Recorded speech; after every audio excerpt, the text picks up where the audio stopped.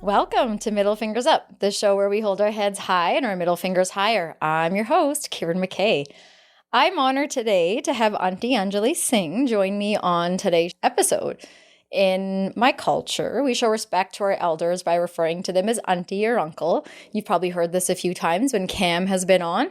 So I will be using this term throughout our conversation. Auntie, thank you for agreeing to be on our mental health podcast. It is a privilege to have you here. Welcome. Oh, thank you so much. I am excited and nervous at the same time. Sounds like all of us. Is always our guests feel that way. I feel that way. And then we're going to warm up and forget that we're even recording. So, okay, perfect. Yeah. I also want to say one of the reasons why I invited you to be a guest on our show is because I've received some feedback from our listeners who are interested in hearing from a parent of a child of immigrants. As we often discuss on this podcast, our childhood experiences can have a significant impact on our mental health as an adult.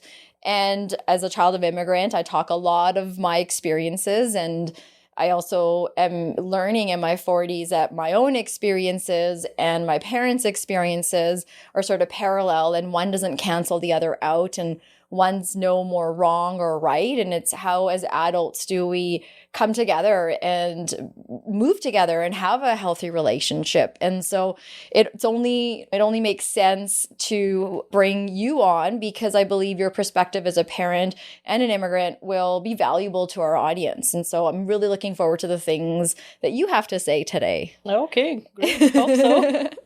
All right, well, let's just jump right into it. Let's start with our middle fingers up segment. So I'm looking forward to what you want to put your middle fingers up to, Auntie. It's so weird. I'm asking you to put your middle fingers up. Oh, God, yes. Just for the current situation, it's basically to all the Calgarians that we have here, including me. I just get mad when they're not aware of their situations. Yes. Basically, they know everything about what's happening in the world, but they don't have any clue about, when is our street cleaning happening? Oh, yes. Right? So, and then they are like, oh, my car was parked and I got a ticket. Right. And my street is not clean. I'm like, the signage wasn't there. I'm like, you've been living here for the longest time. Yeah. You know, every summer this is going to happen after snow. So, yeah. Yeah. Those are the things where people are not situationally aware. Right. And then it becomes everyone else's fault but my own. Like, the city's fault, but the city's putting the signage is not on my street. I don't go out. I work from home. I'm like, do you watch TV? Do you watch news? Yeah. So, yeah. So those are the things. Yeah. Middle fingers up to lack of awareness of what's happening in our surroundings. In our surroundings. Yeah. You know about the Ukraine war. Right. Yeah. And what's going on with the Kardashians. Yes. We know the latest Netflix, episodes of whatever show, when that's airing, whatnot. Oh, yes. Yeah. But when does not your own city. Yeah. Well, that's a good one. I like that. Okay, well, I'm going to put my middle fingers up to being tricked by being busy with the wrong things. I feel like running in circles doesn't get us anywhere, even if we're sprinting. And I myself have been having conversations with friends or even my own inner dialogue about, I'm busy, I can't do this, I can't do that. And it's when you stop for a second and stop running in those circles and realize, what am I really busy with? Like, how busy am I to have a conversation with a loved one or to take a minute and ask a friend what's going on in their world? And so just a couple of reminders in my own life that sort of came up in the last week. And I thought, okay, I gotta remind myself, what are the right things to be busy with?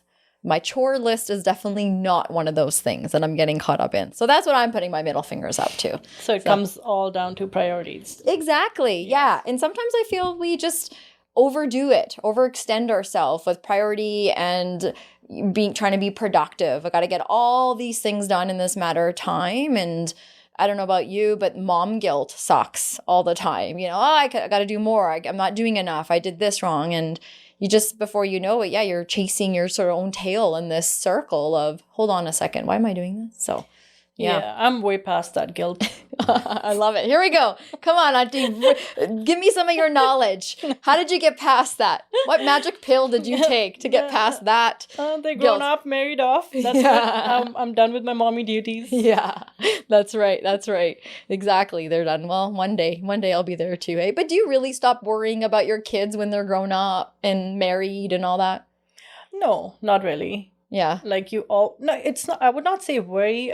You would just, what I always think about, I just want them to be happy. Yeah. Whenever they call me or whenever I see them, I just want them to be smiling or talking about what they're going through. Yeah. It could be bad too, but at least they're talking about it. Right. Yeah. Right. Yeah. I've seen that with you. I know you through my brother because you're my brother's mother-in-law. Yes. Yes. So Cam is a frequent guest on the show. People love Cam. They get excited when he's going to come on. And it's really cool to be able to, put sort of the connections. And so you're Nana's mom. Yes. Yeah. Mm-hmm. So Nana's also a famous one here. So she and Cam, I call it hostile takeover. They call it hosting. They took over a couple episodes ago and did everything in their power to roast me. And so, yeah, it's great to have this connection. I've gotten to know you. I always feel like you're my Calgary parents now. Oh, yeah. I have a Calgary mom and dad here. Always, yeah. Yeah, no, I listened to that 25th episode. It was pretty funny. Yeah, it's not a typical one. That's not how we typically do it. However, we thought, why don't we just do something lighthearted? And they were the very first ones. They encouraged a lot of what we've been doing on the show. And I thought, why not bring them back and ask for their help in celebrating? And we sure did. We celebrated really well. So that was nice. That was nice to have. I'm going to come back, though. I'm going to circle back to, as you're talking about being a recent mother-in-law in a second, because I have some questions about mother-in-laws and daughter-in-laws. Okay. But I'll get there in a little bit. I just want to start with you. So as we said, we're inviting your perspective. We talk a lot about what it's like to grow up in another country as first generation. Some people would say we're second generation, but basically being born and raised in a country different than your parents' country. And there's things that complement that, and there's also things that work against that, at least from my experience of growing up. And before we get into that, I think it'd be really helpful to learn a little bit about your story. And so the story behind every decision to immigrate and come over. And I'd love to hear, what was your story? What brought you here? Mine was pretty simple, straightforward. I was 22 years old when my parents introduced me to Irvinder's parents. Yes. And it was semi-arranged. Right. But my parents were very clear about it that, okay, if you don't like the guy, you can always say no. I'm like, okay. Yeah. My husband and I, we kind of connected with each other for at least a year and a half. Oh, wow. Before we got married.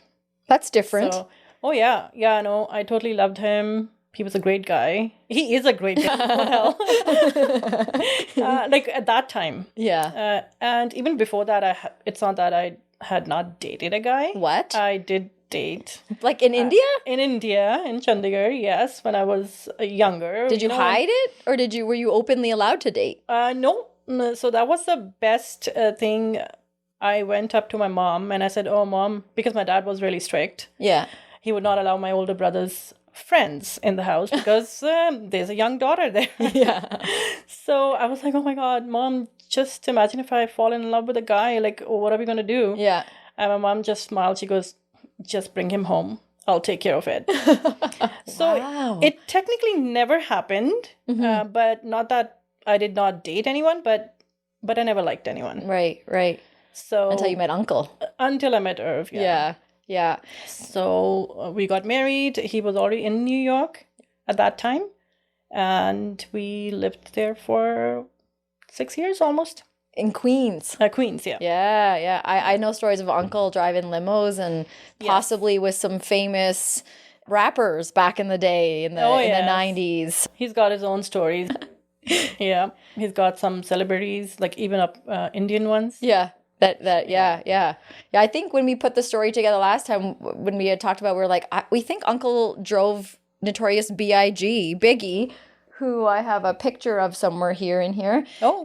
Or Heavy D, one of them, because he talked about he was one of the big rappers back in the 90s, and so physically bigger. So we're like, oh my gosh, so this is so cool. So, but back to you. So why New York? Like, how did you guys get to New York? Oh, because he was already there. Oh, so he had already... Yeah, he was already there. That would be a question you'll be asking him. Yeah. So I was just the typical bride who followed her. So did you want to go? Like, did you want to leave your home to go to a foreign land? Like, honestly speaking, my dad, he was in army. Yeah. And I kind of thought always that I would probably marry an army guy. Oh, or, like, somebody with uniform. But it never happened. So So here I am. Yeah. And okay, so also just to go back, because I'm sure people listening are going to want to know too, how is it that in your generation, your time, your parents were so much more open than some parents we see here in North America in a current time with dating, as well as giving their kids a choice in marriage? Your parents gave you a lot of freedom to make your own choice, make up your own mind about who you wanted to spend the rest of your life with. See, I believe it. So I was not a typical girl. Yeah. Girl in what a does sense. that mean? Typical in a sense who would hide things from my parents. My Yeah. parents, like my dad, yes, he was strict, but I would open up with my mom. Yeah. I'll tell her everything. Right. And also my younger brother. Right. I was very close to him, so I would tell him where I am. Yeah. If this is guy, I'm at this coffee shop. Yeah. So he'd be like, okay. Right. So I would tell him that. Yeah. I would not hide. I know, like, all my other friends, most of them, they can't even think about talking to their brothers or mothers like that. I know that. But I was all about, like, it's not even about that. It's about I didn't want to hide anything. Yeah. Yeah. And my mom was way ahead of her time. Yeah. She was like, she would just smile. She was like, okay, just let me know. I even went out to, nothing against being a Muslim or anybody, but the next question I had to ask her, oh, Mom, what if I fall in love with a Muslim guy? Right, because that's often not allowed in our culture. Yeah. Not allowed at all. Yeah. Right? So she again smiled. She goes, oh, just let me know. Right, yeah. So she just took out the fear. Yeah. In like a 17-year or 18-year-old girl. Yeah. She just didn't, otherwise it would be like, oh, how dare you ask me this question? Yeah, a big smack to the face. Totally. Yeah. Well, and I even thinking about my time growing up, because we would have a generation between us, and there was a lot of hiding. And I remember when I met Carrie, because Carrie and I have been together for 22 years. And at first I would tell him as well, just meet me around the corner. Because, one thing you're dating, but let alone dating a white guy, which was a little different for our family at the time. Right. And lo and behold, Carrie was taught culturally, you always go to the girl's door, be a gentleman, that kind of stuff. So he's like, I don't like this meeting you around the corner thing. Like, what the heck's that, right? Yeah. So he kind of broke that, and that was a whole different thing. However, I learned at that time, same thing. Like, if I'm going to do stuff, I'm not doing anything wrong. So if I'm hiding it, then that means I am. And I also want to give my parents a shout out. They obviously raised me well enough to make good decisions. So why do I have to hide these things? Right. So we start to take risks and have more open conversations as a family. However, there's a lot of our community that would cancel that or would think you're raised poorly, your parents are not great people because of it. Like you said, your mom took the fear out, and I didn't see a lot of that fear being taken out. A lot of how we were raised, a lot of how to get through, how to grow up safely was all about the fear. And so our cousins and other friends' parents would often look at my siblings and I like we were being raised in a disrespectful way. And I give my parents kudos for doing the opposite and teaching us to be upfront and open about the decisions we're making in life. Yeah. So the thing is, like, generally in our culture, for them, it's very easy to say, if you're hiding it, that means you're respecting. Yeah. Oh, don't drink in front of elders. That's right. It's respect. Right. I mean, hide it. Yeah. But it has nothing to do with respect. Yeah, I agree. It's all about image. Yeah. It's all about you're doing everything behind the scene. Yeah. Yeah. But in front, you're just So it's all about image. Like, okay, oh, I'm very proper. Right. But in actuality, I'm not saying everybody who acts proper is not proper. That's right. Yeah. But generally speaking, that's how it is. They just mask it with, oh, it's because out of respect, I cannot drink in front of my parents. Right. It's respect. Right. Technically, it's not respect. It's like, it's sad that you have to hide your own personality from your own parents. That's very well said. That's exactly it, is you hide your personality, and then as you get older, you don't really know who you are. Yeah, it comes back. Right? And you see it coming to bite you. Yeah, it does. Yes. It does. And when do we see it? When we are entering a marriage or a relationship and you're trying to figure out, wait a minute, who am I? And is this okay? Is this not okay? And the amount of anxiety that must also bring forth for people, the constant living out of fear and having to hide these sorts of things and keeping up with the lies and whatnot. And sometimes I think there's got to be a better way to do that. And how would you say, from your mom, who you feel was ahead of your time? Because I feel that way about you. It's funny you say that about your mom, because I always describe the same, like, Auntie is so ahead of her time, and how you think, and some of the interactions I personally have seen between my brother and you, as well as conversations you've had with both your son and his wife and your daughter and her husband. A couple of examples that sort of stick out for me is, when your son was getting married, they were doing a traditional Sikh wedding out in Surrey. Mm-hmm. That's where his wife, Kiran, shocking, there's so many of us out there, was from. And I remember Nana, your daughter, telling me that you had suggested to both your son and your daughter to find a Gurdwara temple that would honor equality.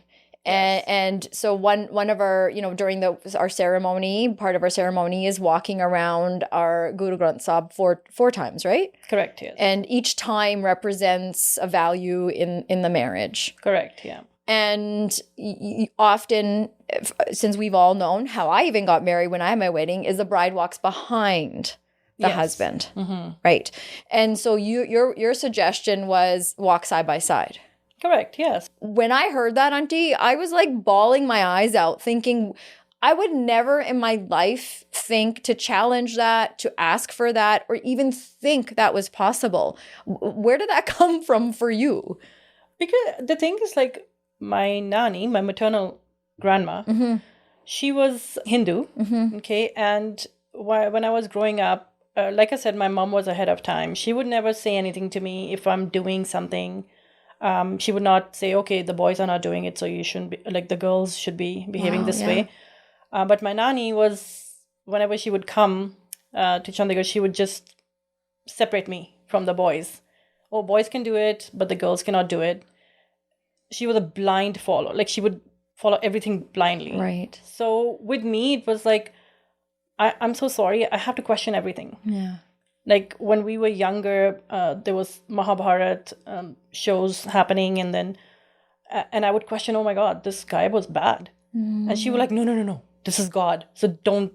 I'm like, no, but this was wrong, what he did. Right. But she would just say, don't question it. Right. With me, it was always like, I had to question. For example, if you've got your periods, you cannot go to the temple. That's right. And she would say, you cannot do it today. I'm like, just fear God.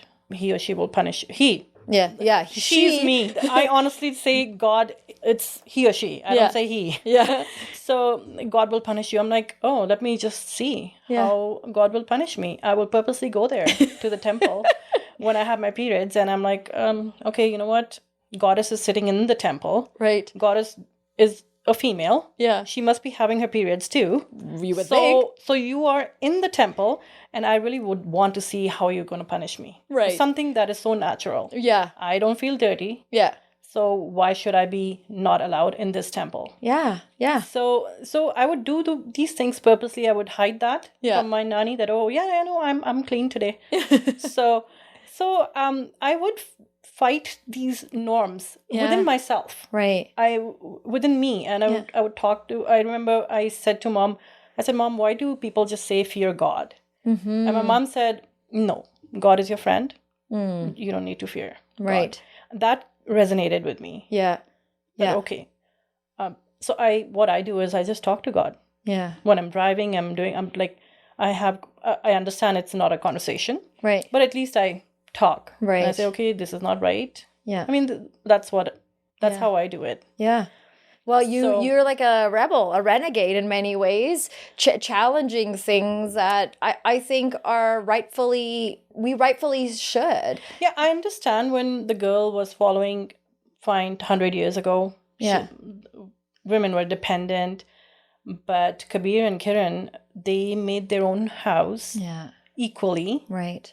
100%. Yeah. Right? So they should be walking together. Yeah. Why yeah. would a girl follow Yeah. the guy? Totally. Yeah. I mean, it just doesn't make sense to me. So Yeah. I'm like, not at this age. Right. I understand it was like when it was me Yeah. getting married. Right. I understand like you do what you have to do. Right. Again, in the end of it, it's all man-made. Yeah. Right? You can always change it. Right. It's us Yeah. who made it. We can always change it. What do you think about folks from our community or even similar communities that would be listening to what you're saying and almost feel offended or think, how dare you challenge that? How do we work alongside those community members or family members that are in a place of so much fear of following the rules, and this is what it is. And I don't know if following those rules is really serving them, but you do it. You got to do these things in this order, in this way. When you look at, I'm sure you can think of family members, friends, community members that are sort of suffering in that way. What would you say to that when you see that? Honestly, like before when I was younger, I would question it, but I don't question it anymore to other people because that's their life. Yeah. That's how they are brought up. Yeah. You have every right to live the way you want. Mm-hmm. And if that's what makes them happy, going to the temple every Sunday, why not? Right. With me, it's like I know lots of relatives say, oh, Anjali's, she's not religious at all. Yeah. I'm more spiritualist. Right. I don't, my home is my temple. Yeah. I don't need to go to the temple to get, connection with the God. Right. You have your own way of doing it. I have my own way to do it. And nobody can, since I don't say anything to anybody, they can believe what they want. Yeah. I have every right to do what I want. Yeah. I really like how you said that because I think I'm like you too. Like in one hand, I'm a rule follower. I'm the oldest child, so some of us are. Mm-hmm. But on the other hand, I like to fight something. I mean, I married a white guy, so there's one thing there. But argue things in a way that makes sense to me. And I really like how you say that you're finding your peace. You're finding a way to believe in what you believe in, and you're not putting it on someone else. You're not harming other people. And sometimes I feel in some of our communities, again, when we live out of fear, we get so caught up in how the next door person or how the other community members do it. And the reality is we don't really know what's happening in anyone and everyone's home. Yeah. All our neighbors live on the street, and I really don't know what goes on inside their doors, as they don't know maybe they know because I talk loud all the time, but not really. And so sometimes this fear comes from this whole piece of, okay, all of the community members are believing that God is at the temple or there is a God, and how dare you don't believe in God, all sorts of things in that way. And what I'm hearing you say today is you got to find what works for you and letting go of what other people are doing. It doesn't cancel out because you believe this way and I choose to believe that way. It doesn't mean one's wrong and one's right. Right. And it comes with experience too. Religion, I believe it's all about control. Yeah. It's all about making you feel guilty. Right? So I'm past that now. Yeah. People have tried making me feel guilty. Yeah. Oh, but I've learned, I'm like, no, it doesn't work that way. Yeah, it doesn't. It really doesn't. No. So when your son and his wife asked the temple if they could walk side by side, the temple agreed? Yes. Yeah. Agreed. Yeah. That's pretty big for a temple as well to be progressive that way. I don't know if every temple would agree to that. Yeah, because this certain Pai, that's what we call them, he was pretty good, very modern. And he goes, yeah, if that's the case. Yeah. Because technically, we shouldn't even have those The Lama, grandson. yeah. Because this is all copied from Hindus. Hindus, they do it, Yeah. right? So basically, in Sikhism, it shouldn't be there anyway. If you're following something, then you can always change, right? Right. Yeah. And Sikhism is the most modern religion. Yeah, it is. It's very new. Yeah. So, and the best thing is, I think things should change with time. Yeah. It's so important. Yeah. You cannot be stuck in 1920s. Yeah. You cannot be stuck like that. Well, yeah. I mean, some of us still are in some ways, and it's their life. Yeah. If they are happy in that, fair enough. Yeah. But don't try to judge the other person. Oh, I'm so good. Yes. I'm following everything. Yeah. And look at this woman. Yeah. Yeah. Why do we do that? Because that's to make yourself feel good. Wow. That I'm a rule follower. Right. And this person is a taboo. Yeah. Like, oh, you know what? That is so not good. Because that's how people feel about themselves, by putting somebody down. Right. Right. Always.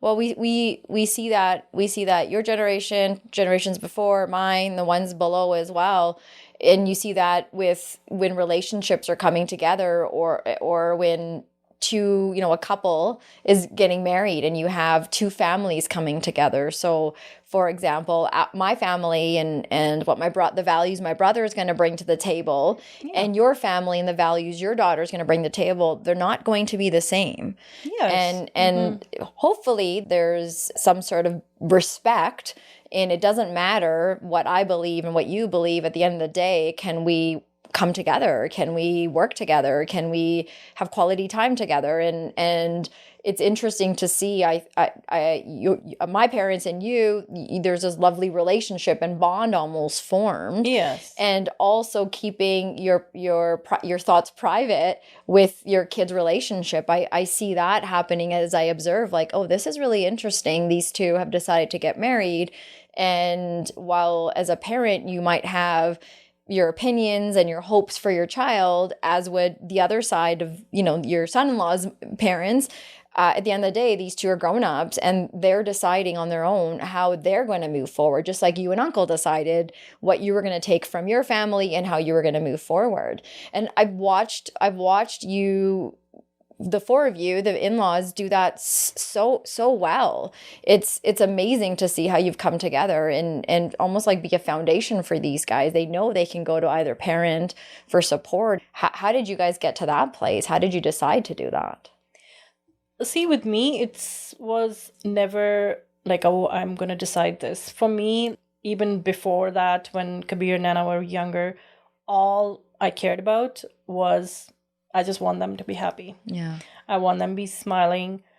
I went even that far that, okay, I don't even care what their sexual preference is. Yeah. Yeah. They can come to me. Yeah. Okay, this is who I am or who I'm not. Right. So as long as your spouse or partner, you guys are happy with each other, that's all I care about. Right. Yeah.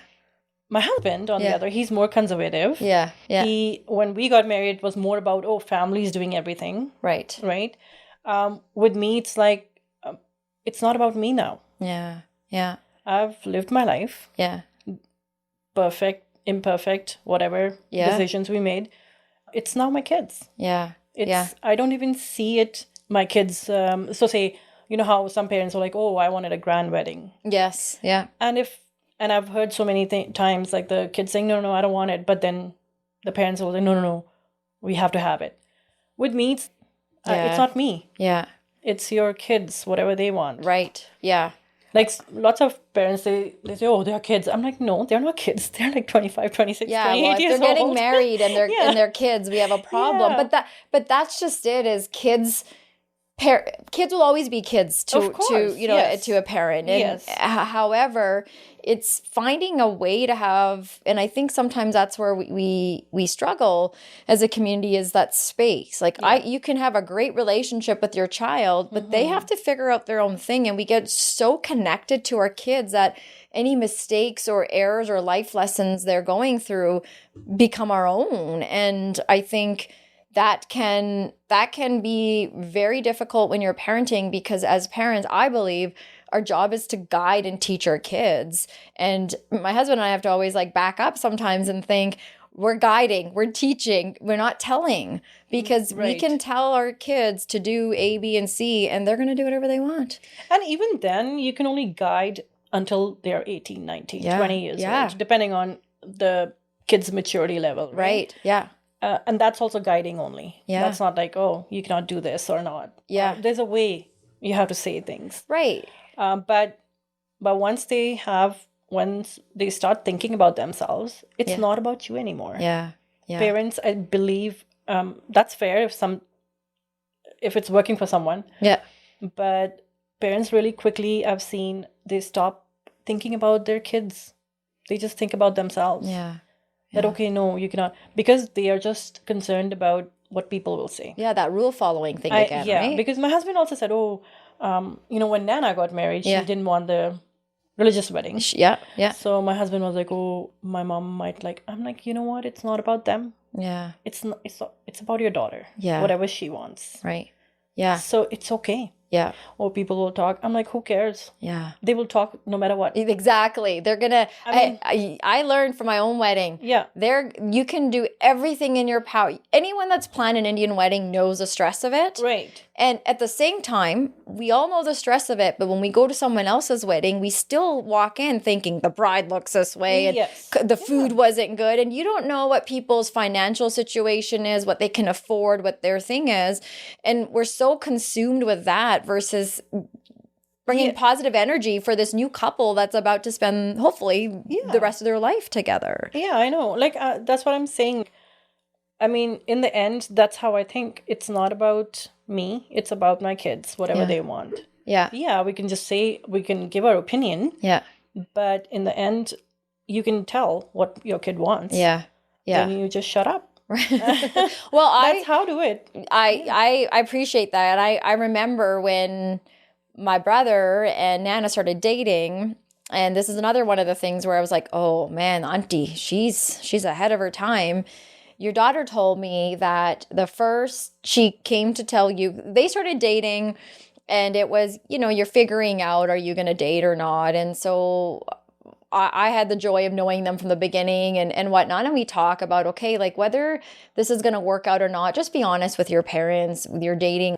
My thing always was, I just don't want someone else to see me with Carrie and bring it to my parents. Like, I respect my parents enough to say, I'm dating this guy, so that, because people like to talk. And so these guys wanted to come and tell their parents, and they did that. And I remember the first thing you asked Nana was, do you remember the first thing you asked her when she told you about Cam? Do you remember what it was? No. It was, does he make you laugh? Oh, yeah. Okay. And I was like, just start crying again. I was like, oh my God. Because we know, so many of us know, the first things that come out of parents' mouth is, how tall is he? What does he look like? Is he good looking? What does he do for work? Where's his family from? And then those of us that come from the South Asian community, we can all agree the caste system comes into play. Oh, yeah. So it's anyone else that's listening outside of that, man, we're complicated people, because it's not just, are you Indian? There's different levels of being Indian. Yep. So your caste is different than that person's caste. And we're doing this 2020 something. We're still doing this. Yes. Yeah. Right. And the fact that you asked something, it was really about values. Like, that's what I hear you talking a lot about, is what are my values and what can I teach my kids? But my kids also have to figure out their own values. Of course. And I thought that is amazing, because I know when I've had a really shitty day in my relationship, my husband making me laugh is just the way to move forward to the next thing. Yes. My husband's not a tall guy. If we get stuck on that, then how is his height going to help me with whatever problems or, crises we are going to face together? Yes. But does this person have the capacity to care for you in a way outside of those physical features, right? Yeah, outside of basically, you're meeting up in a club and for like 10 minutes, somebody's looking at your husband or wife. Oh, yeah, I've got a good-looking husband. That's right. And then you're back home. Yeah, and I mean, just for that 10-minute, moment, right, you're deciding who to marry or not. Right, because it looks good. It's like, it's an accessory. I'm wearing this beautiful outfit, as well as I have this beautiful person that's, whose hand I'm holding. And that makes me sad, because I've seen in my generation, and definitely in my brother and Nana's as well, young people getting married for the sake of a wedding versus a marriage. So this whole, like you said, grand, elaborate wedding, it's exciting. You also feel the pressures, because you have aunties and grandmas and family members that are so excited to come together and bond. Because one thing we do really well is party. We're very good at celebrating together. And so we're so caught up now in this celebration and this wedding. And it's almost like that's all we're planning for, is to get to the wedding. And then the wedding happens, everybody goes away, and now this couple is left to face each other and figure out the things that maybe they weren't taught. What does being financially independent mean? How do you fight respectfully? How do you plan for the things that maybe you're going to show up later? Like, do we want kids? Do we not kids? What if we can't? All those sorts of things. Those are the things we don't prepare our kids with. And it's sadly, I'm seeing kids, sort of young people, getting married and separating even before the wedding's kind of done. Yes. And to me, I'm like, is that how we want to portray marriage or relationship? Because it doesn't have to be that way. Is there advice or thoughts in how we can start to rescript that or change how we do that when we're raising young people? See, I believe it's more about, so fine, now the Indian parents are okay with dating. But then when you get married, the pressure is still there. Yeah. To the boy as well as the girl. Like the girl, she has to behave a certain way. Indian marriages are not, that's such a famous line. Oh, you don't get married to each other. You get married into a family. I'm like, oh my God, that's bullshit. I do not believe in it. Yes, eventually you do get married but that's not number one. Yeah. You cannot just expect the girl to start loving everybody in the husband's family right away. Right. Your son was born into your family. Yes. And he took 25 years to love you. Right. And cherish you. Your daughter-in-laws just got married. I mean, how can you expect that? Yeah. It's that's what I'm saying. Like, that's what happens. That is what I see. Sad circumstances where daughter-in-laws have taken their lives. They've left their young children. There was a few months ago an incident in Abbotsford, BC as well, where that's sad. They had young kids, and even her friends at work said, "Oh yeah, like she complained a lot about her in-laws," which we all can do. We all be known to do. There's a difference between that, but also knowing that this is now getting to a point where this person's not even allowed to live like a quality of life. And you make a really good point. When a daughter-in-law is entering an already pre-packaged life, and you're expected to just fit in. Mm-hmm. And so how do you expect there to not be some struggles and adjustment? And I don't know what your thoughts are, but I know for me, like my husband and I, we actually moved in 3 months within dating. Mm-hmm. And we've been living together for 22 years, essentially. We pretty much moved in. It was logistics, university, at least that's what we told the family. University, it's closer. Actually, it was funny. We moved to Abbotsford, and we got a 2-bedroom basement suite out of respect. And I remember my grandma, my Maji, my dad's mom, saying, "Why would you pay more money and get a 2-bedroom basement suite? Why wouldn't you just get a 1-bedroom?"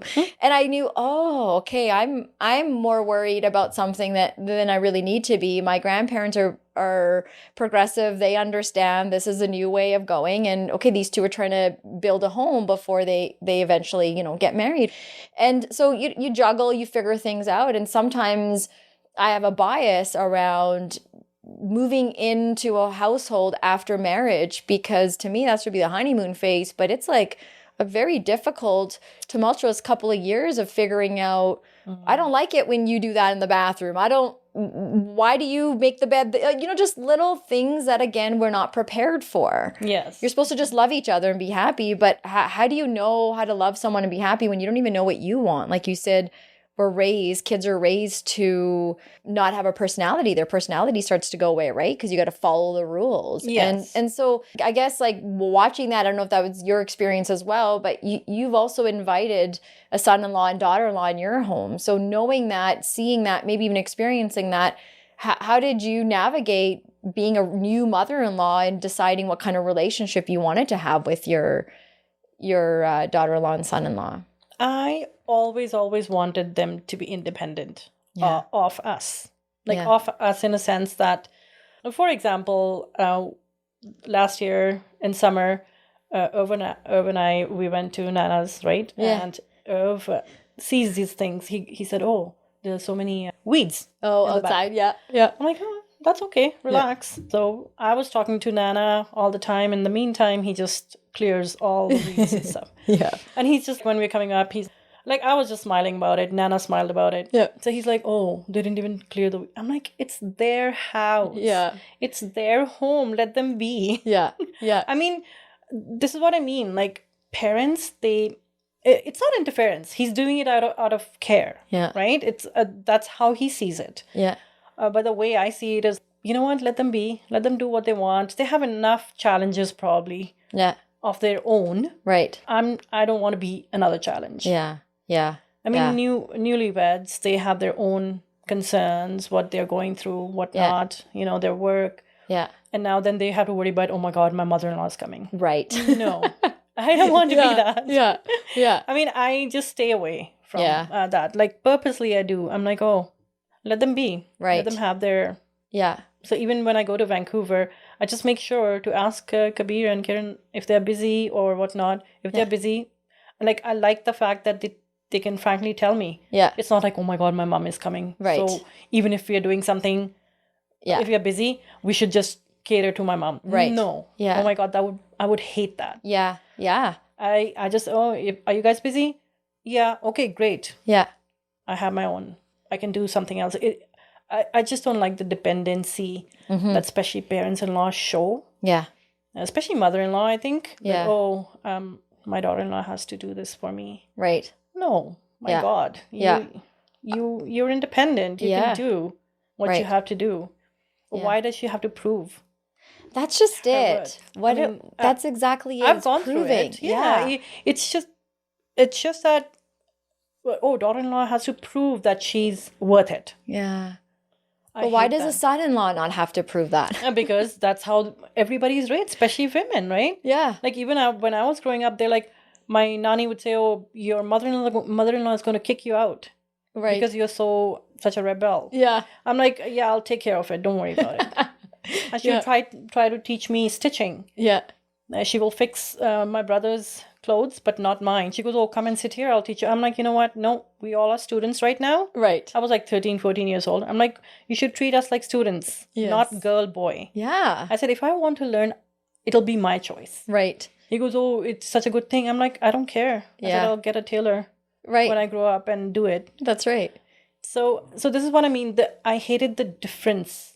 Yeah. I hated the difference. And that's how they're treated. Right. In India, they're like, oh, to a daughter, oh, respect your husband, his family and whatnot. But to a boy, they don't say anything. No. Like, especially the parents are so excited to get their son married off. I'm like, why are you even getting your son married when you still want to control him?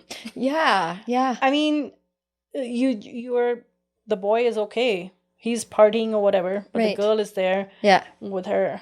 It's interesting because it's like you and I were talking about this beforehand too.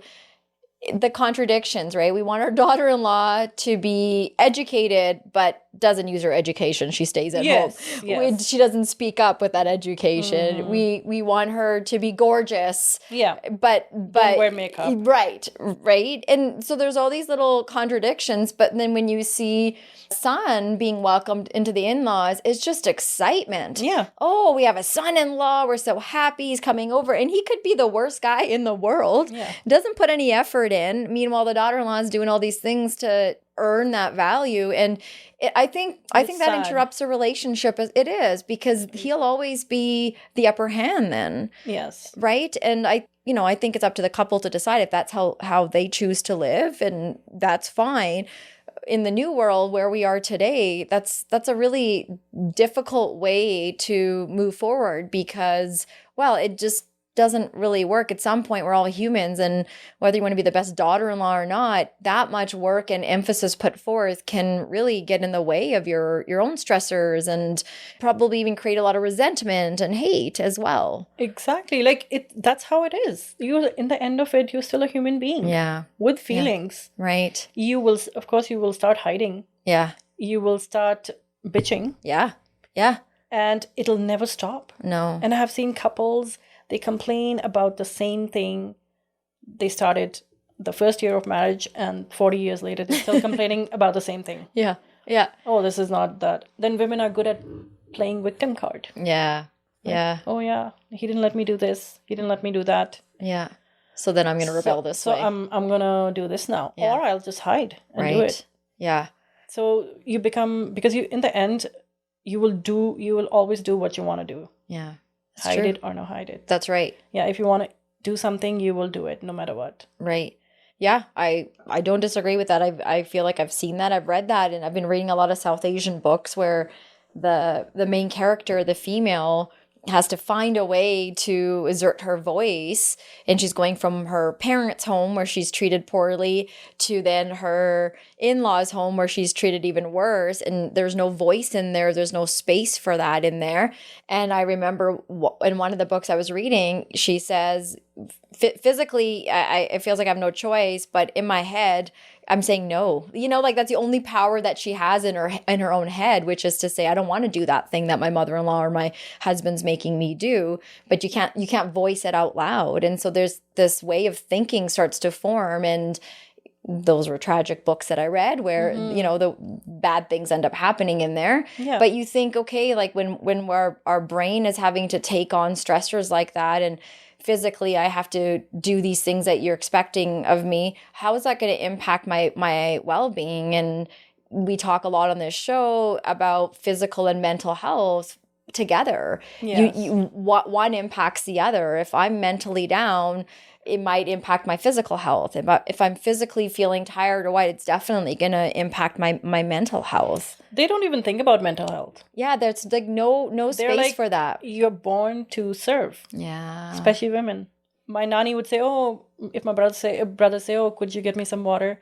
If I don't get it, she's like, you know what? It's nice to give water to a needy. I'm like, okay. Guess what? I'm needy. He can get me oh my God. the water. Like she'd be like, I'm like, I'm needy too. I need the water. Yeah. I'm like, why does he have a right? Yeah.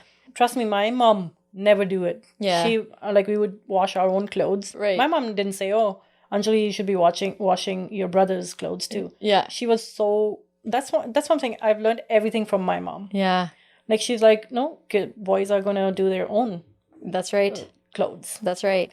Or because I've heard from my sister-in-law, it was a sister, my mother-in-law said, oh, she used to iron all her both her brothers' clothes. Yeah, yeah. I'm like, okay, all right. yeah, yeah. She goes, oh, no, it's so, they should be thankful. I'm like, well, they should be thankful, not me. Like she used to tell me. Yeah, yeah. But okay, you know. What advice or hopes do you have for young women maybe listening today that are about to enter a marriage or in a new marriage, or maybe are feeling like things are complicated in their relationship and they don't have a voice? What would be some things that you would want them to think about to help empower a voice? Just learn to communicate right. I mean, I've learned this from Nana actually, because I was very impulsive too. I would get mad. Yeah. But she said to me that, Mom, your tone gets bad, which then kind of goes in a negative way. Right. But I've learned from her what she said, you just have to say it nicely. Yeah. And it has worked. Yeah. So, and I love it. Yeah. Because you don't have to be defensive. Right. Right. So for the new girls, I mean, I know everybody says it, be yourself. You should actually be yourself. Yeah.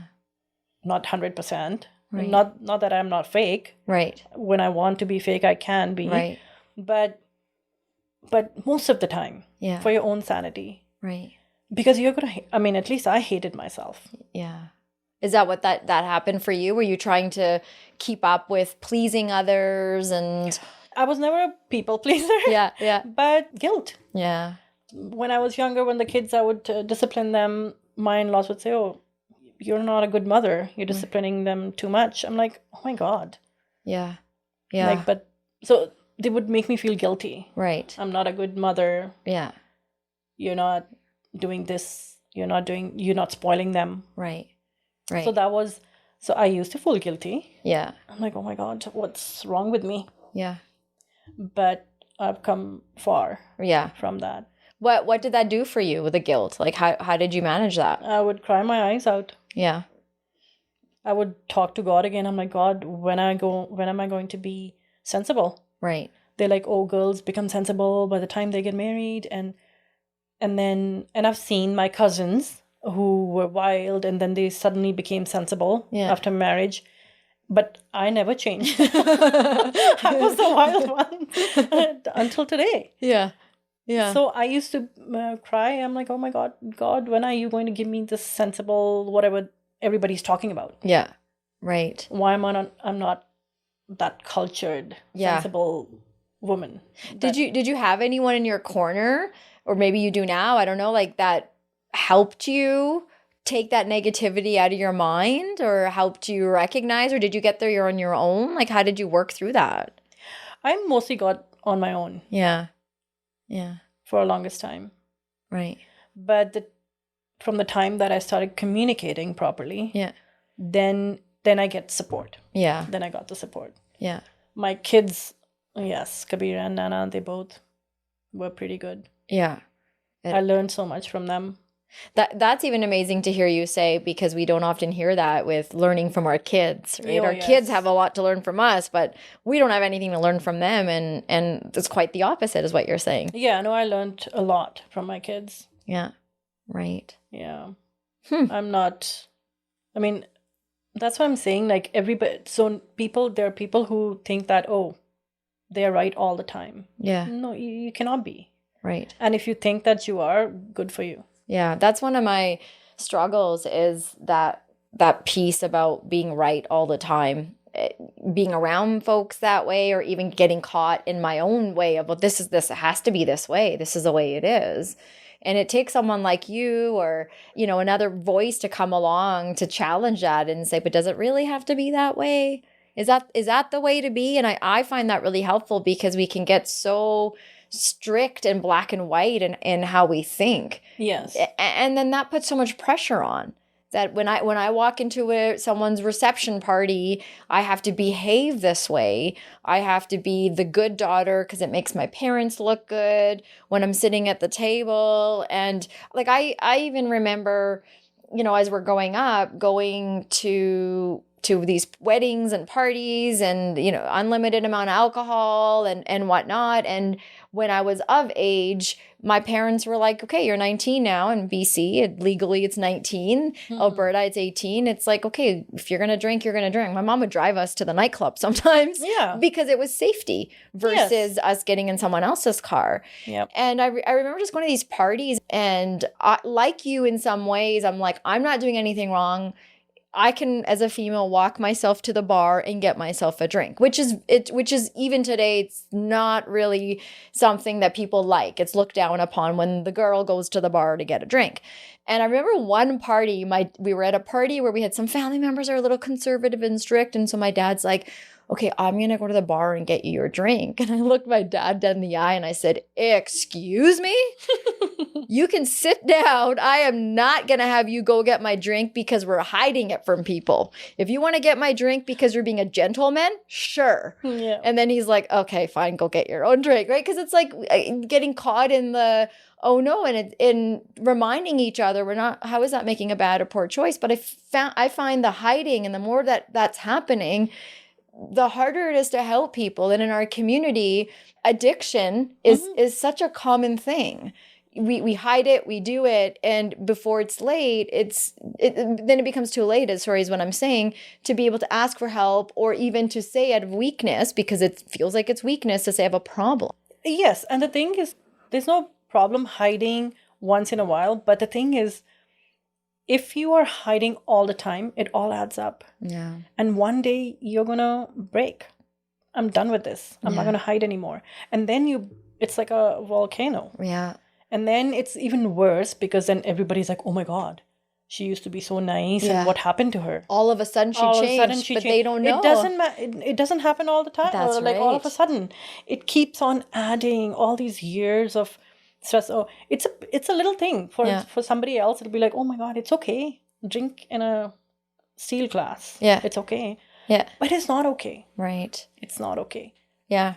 I can understand if you're hiding it from like fourth party that you're going to see this person like once a year. Yeah. Yeah. Yeah. But hiding from your own parents or parents-in-law or your own husband. Yeah. That's not fair. Right. Not fair to who? To the girl. Yeah. If she's drinking. Right. Yeah. It's, out of respect, don't do it. Out of respect for what? For parents. Yeah. So, I mean, it's not. So it's polite for the man to drink in front of a woman. Yeah. But it's not polite for a woman. Yeah. To drink. How does that even like make sense, Auntie? Because how do we make sense of that? Because women are judged by their drinking. Yeah.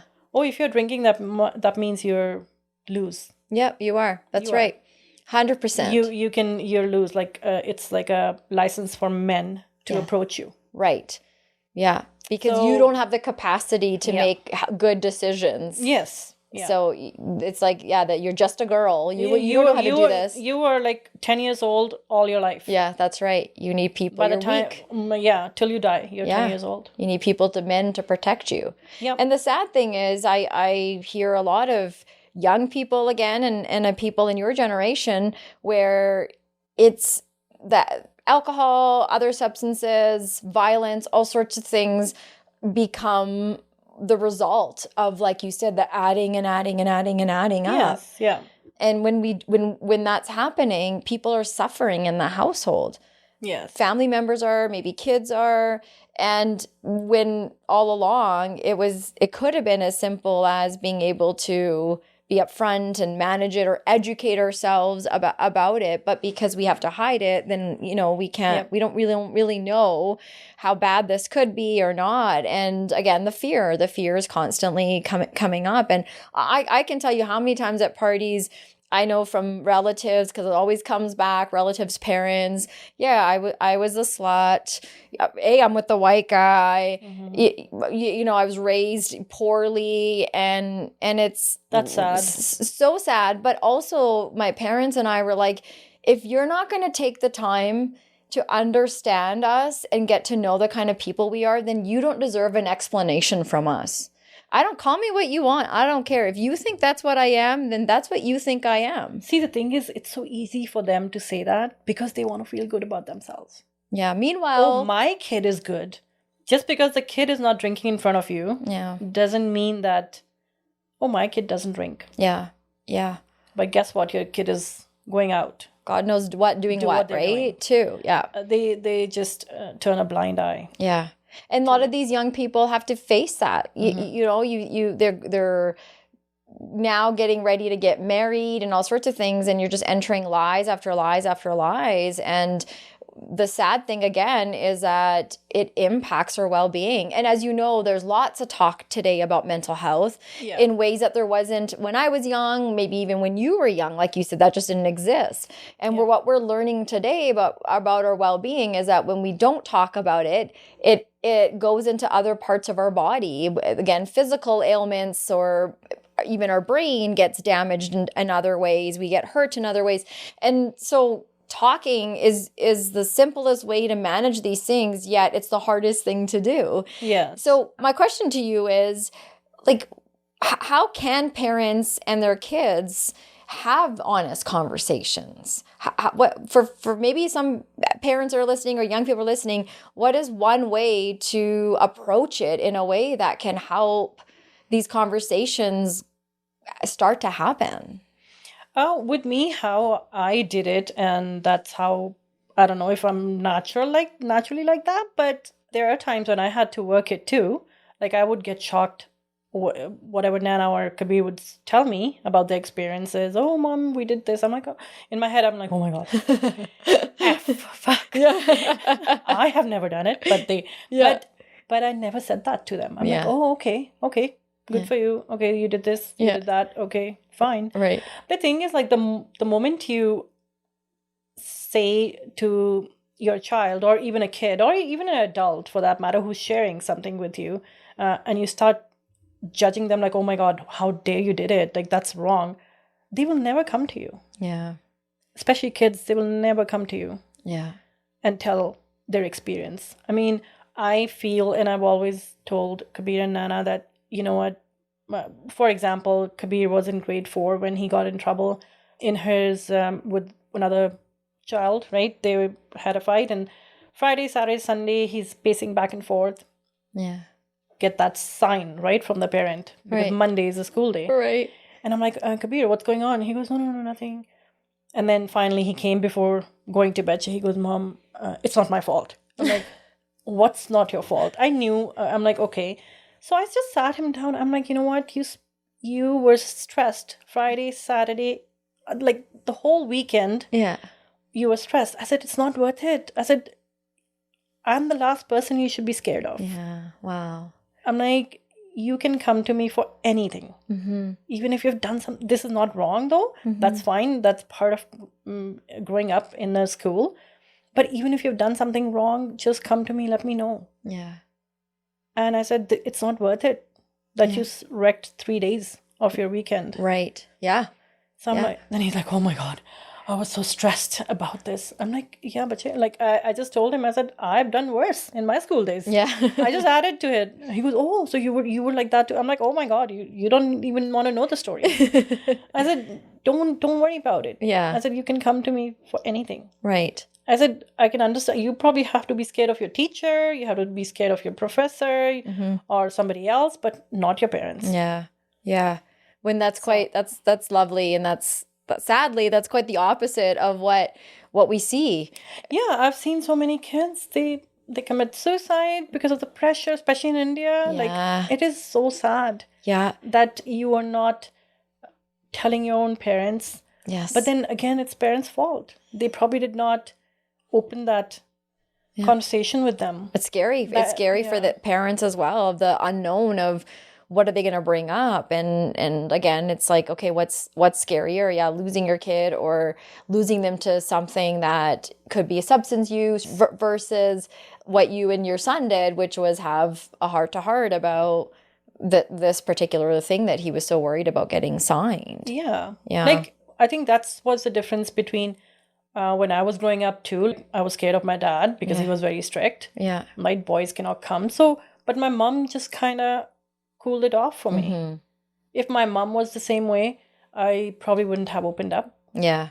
And I would have done the same thing, like hide everything. Right. Right. So that was the balance. Yeah.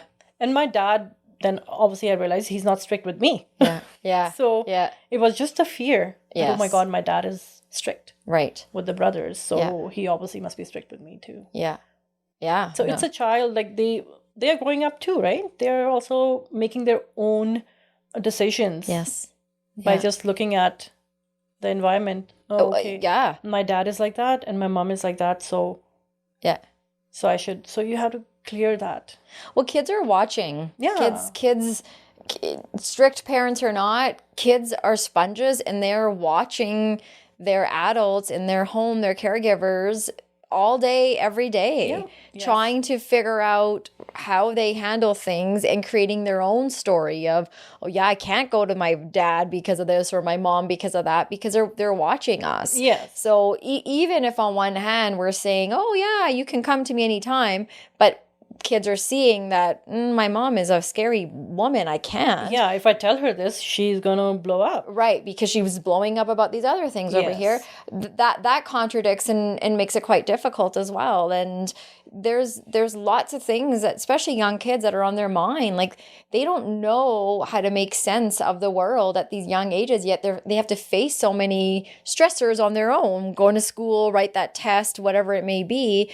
And when those doors keep closing that we should be opening for them, they're gonna, again, that's how it starts. Like, adults don't just grow up and all of a sudden get married and become abusive partners. Like, it doesn't just all of a sudden happen. These, like you said, these are things that have been in the making for years for people. And eventually, like you said, a volcano, it's going to erupt, and it's going to erupt for a long time. Yes, and in the end, I'm not saying that, of course, parents are to be blamed, but the thing is, like, the parents also have learned from their parents. Yeah. How to deal with things. Yeah. That's what they have learned. They're the product of their own experience. Right. Yeah. But the thing is, you still have to change. Yeah. You have to change. Like, when I was younger, my mom didn't let me go to this field trip, which was like 2 or 3 nights. But she let my younger brother go. Mm-hmm. And the reason she didn't let me go is because, I don't want my daughter to spend some nights at strange place. Right. And I was so mad. I cried. And I'm like, oh my God. Anyway, fast forward to, I don't know, million years. Here's Nana, grade 12. And there's an Italy trip for 1 week. And she's excited and everything. At first, I'm like, oh my God, 1 week? And in my head, I was like, I don't know. But then I taught myself, this is my fear. Yeah. I cannot, just because I have this fear, I cannot just let my daughter not live her life. Yeah. Her experience. Yeah.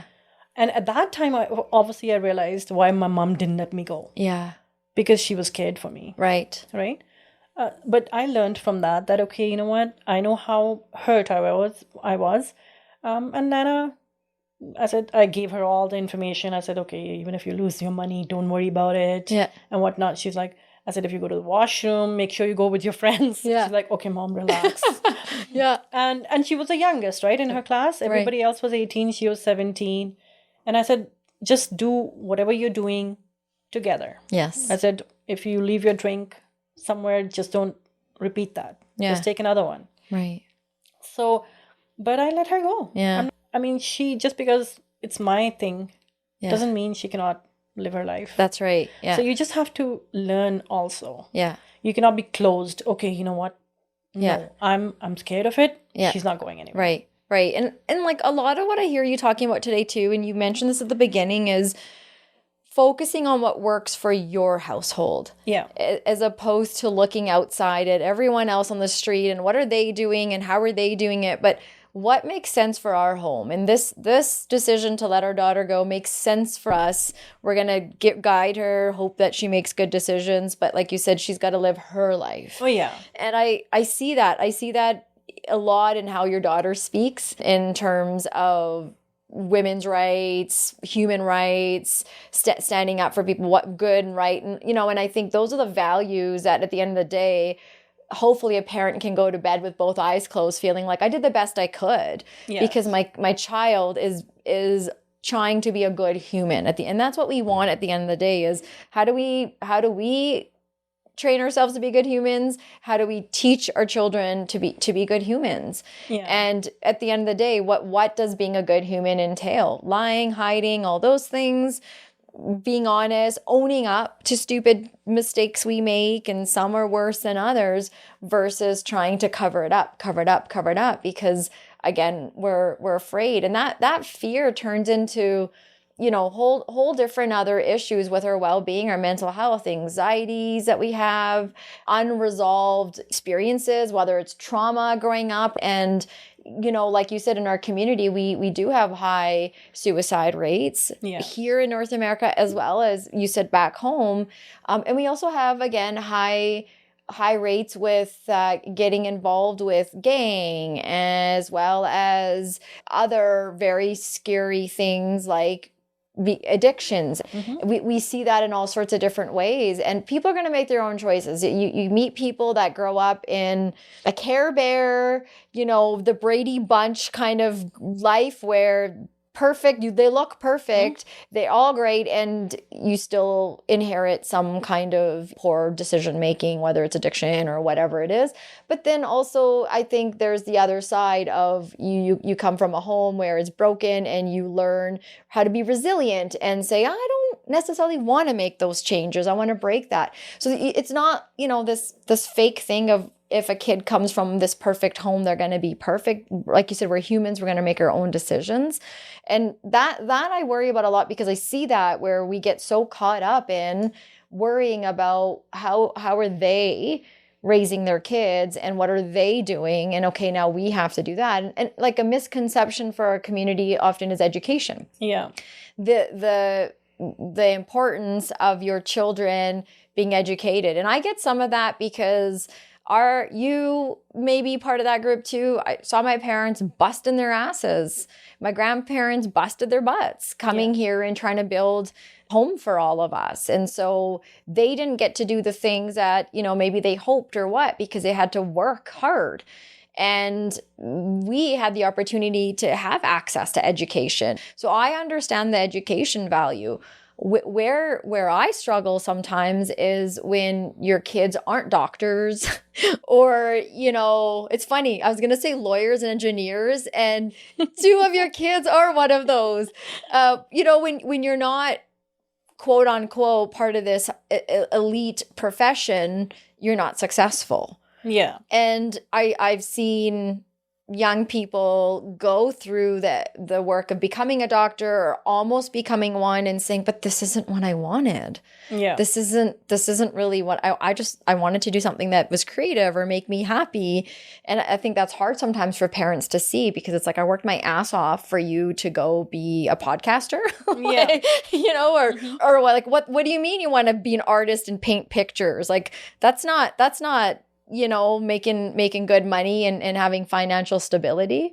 What are your thoughts about that? Because you do have two kids that were very successful with education and growing up and having really successful jobs. Again, I was never stressed, or at least I did not show my stress to my kids. Yeah, Kabir and Nana, when they were younger, I used to teach them, right? Nana, I don't know, you must have heard from Nana her reading stories when he was reading. When she would teach you? No, when Kabir would be reading English, right? Yeah. So he had a hard time. Yeah. Aww. That's okay, but this was when they were in grade 2 or 3, right? Right. But eventually, Kabir or Nana, I did not tell them to become what they are today. Right. Kabir was pretty straightforward. He was good in math. He knew what he wanted to do. Nana she's lazy, like me. So she comes to me one day, she goes, you know what, I'm taking psychology as my major. I'm okay, psychology is good, but are you taking it in arts or clinical? Oh, in arts. Mm-hmm. So I don't know if you know, but I'm also a major in psychology. Like I've got bachelor's. So I'm like, I did not know that. So my daughter, I know, your kids. Yeah. What they're capable of. Right? Yeah. So a few days later, she comes, she goes, oh, I'm going to become a lawyer. I'm like, fair. Yeah. I'm good with that. Yeah. Do what you really want to do. Right. So she took her own decision. She did talk to the counselor, I believe, or whatnot. But the thing is, like, I never put pressure on them. Yeah. That, oh my God, you have to do this. Yeah. My dad did do it to my kids, like Nana. So like, no, you become a doctor. I'm like, Dad, leave them alone. Right. Like the thing is, again, we Indians are so, it's all about, again, image. It comes down to image, and they mask it showing that, oh, this is all about respect. And I mean, what's the point of that respect if you're not happy? Yeah. For me, happiness comes first. Yeah. That you're content. Right. You don't act a certain way. Yeah. Because there's a huge difference between public image and private life. Right. I've seen. Right. So you just want to bridge that gap, though. Yeah. Eventually. Yeah. You don't want to be so artificial. Right. Yeah. Like I know of so many people, they would want to know your insides, but they would not tell their. 100%. Yeah. Why? Because they just want to feel good. Yeah. About themselves. Right. That, we are perfect. Yeah. Good for you if you are.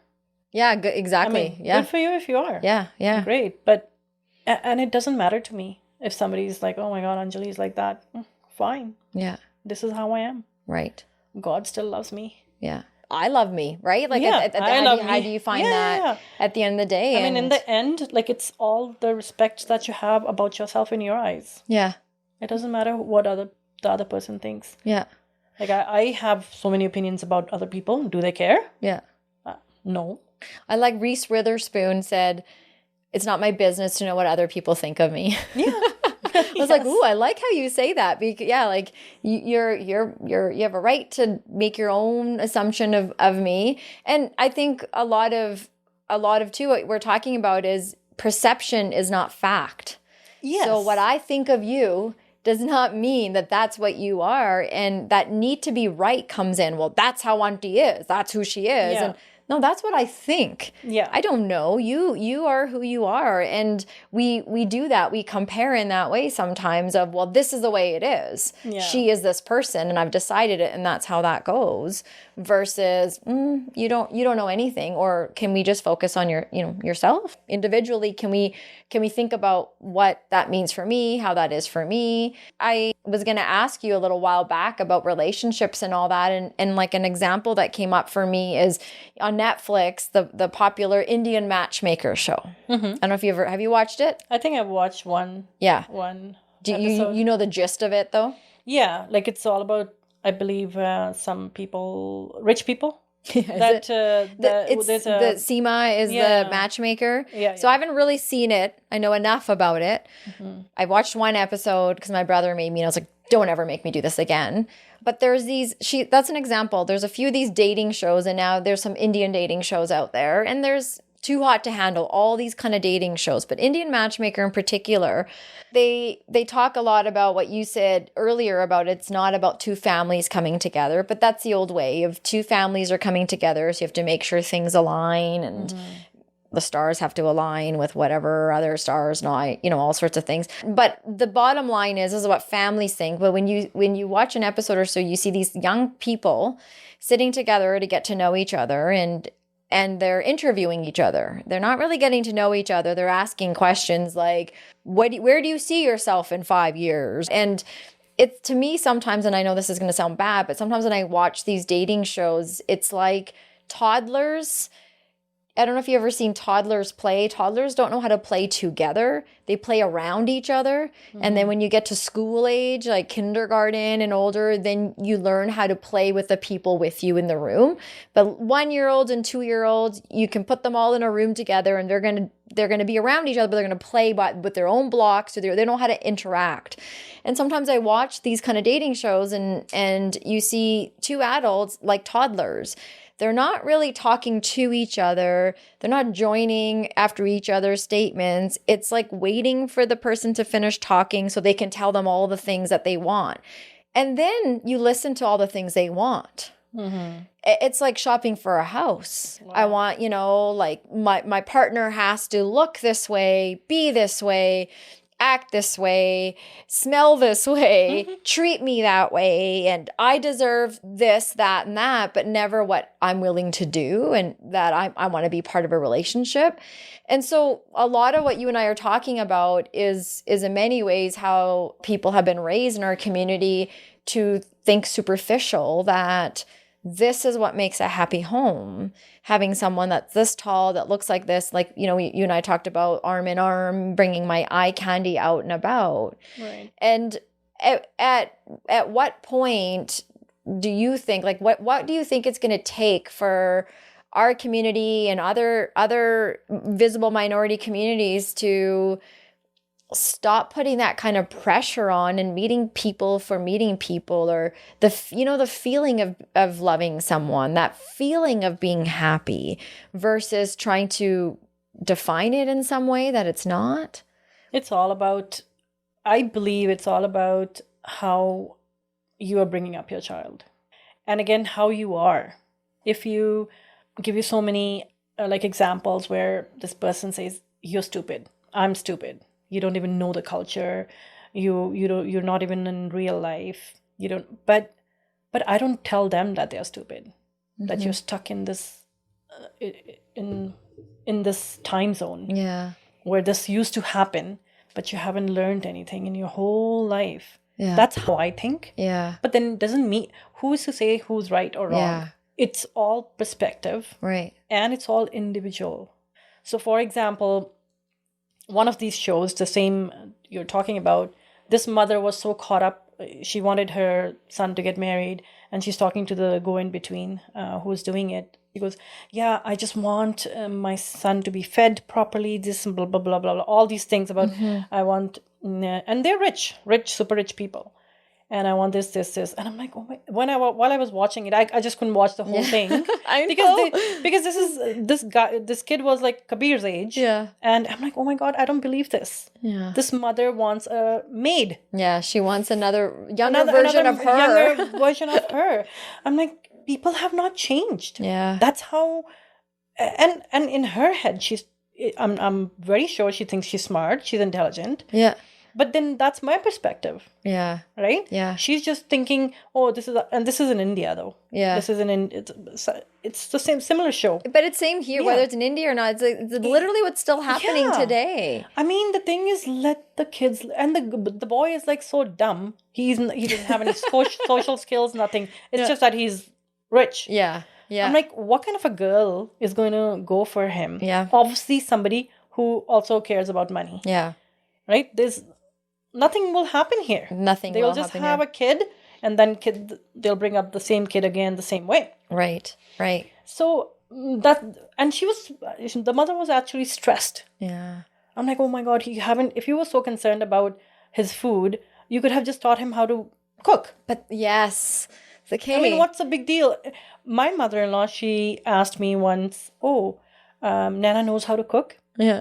I'm like, she can feed herself, okay? Like, she would not starve. Yeah. So I said, oh, by the way, you didn't ask me if Kabir can cook. Yeah. Yeah. Yeah. And she's like, no, I'm like, no, mommy. Like, it doesn't work that way. No. Yeah, exactly. You should have asked me that too. Yeah. Right. I mean, you cannot just, this is not role-playing. Yeah. This is life. It is life. It's real. Yeah. Right. Right. Well, I know your son and your daughter-in-law literally do everything together. Yes. The chores, the cooking. One night, a while back, Nan and I decided to call them like late at night. We had a couple of drinks and we thought, oh, we're going to bug them. And they're about to go to bed and they're both at the sink washing dishes together. And I'm like, my husband and I don't do things like that together. You know, we tag team always. You get this, I get that. We take care of things together. But to watch them do that together in this whole way that they're developing this relationship in this time, I think, oh, this is great to see because you are both valuing each other's time. Yeah. One isn't busier than the other. One isn't more important than the other. And you're finding a way to, maybe that's the only time you got all day. You had a long date and now you're going to wash dishes and have a conversation together. Yeah. And I think times are changing in that way with people like you that think in the way you do, raising kids in the way that you have, and pushing the envelope in the way that you are, teaching young people of, okay, like, how are you going to respectfully live your life? Yeah. You know, I had somebody reach out, like I had said earlier, we had a couple people reach out saying, bring somebody on. I thought, okay, we'll call this Ask Auntie session. Mm-hmm. And, you know, after this one, I bet you're going to get a lot more feedback and you're probably going to have to start giving some auntie advice.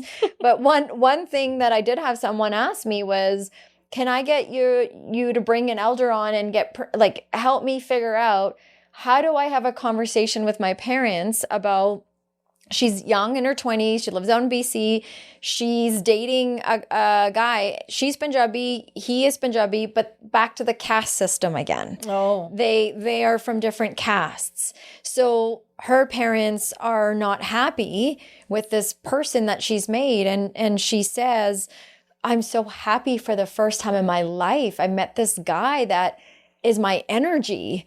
And I've dated other guys that my parents have set me up with, and I just have not connected. And I've met this guy and we've connected. And now I have to battle between my future with this guy or losing my parents. What do I do, right? And so I've been like, okay, I'm going to ask, don't ask me, I'm going to ask Auntie. How do they navigate that? How do they have that kind of a conversation? I know you can't tell someone what to do or what, but if that was your daughter, what would your hope for your daughter be? My hope for my daughter would be that, okay, I understand if she cannot talk to the dad, but she can approach her mom and have a heart-to-heart. Just say, yes, I do understand where you are coming from. Mm-hmm. I understand that's very important, but I'm really happy with this person. Yeah. It's my choice. Yeah. And it's not about, like, again, the way I would think is like, it's not about the parents, Yeah. it's about the kids. Right. But then again, it all comes down to communication, how you communicate positively. Yeah. Because the moment the daughter would say, oh, you know what, mom, dad, it's not about you guys, it's about me. Yeah. That comes up as a negative. Right. Right. Especially to those parents. Right. Who are not thinking like that. That's right. So she can just approach it very humbly. Yeah. Well That said. I'm very, very, very extremely happy with this guy. I want this chance. Yeah. Yeah. I want this chance of my life. Right. And to see if it works out.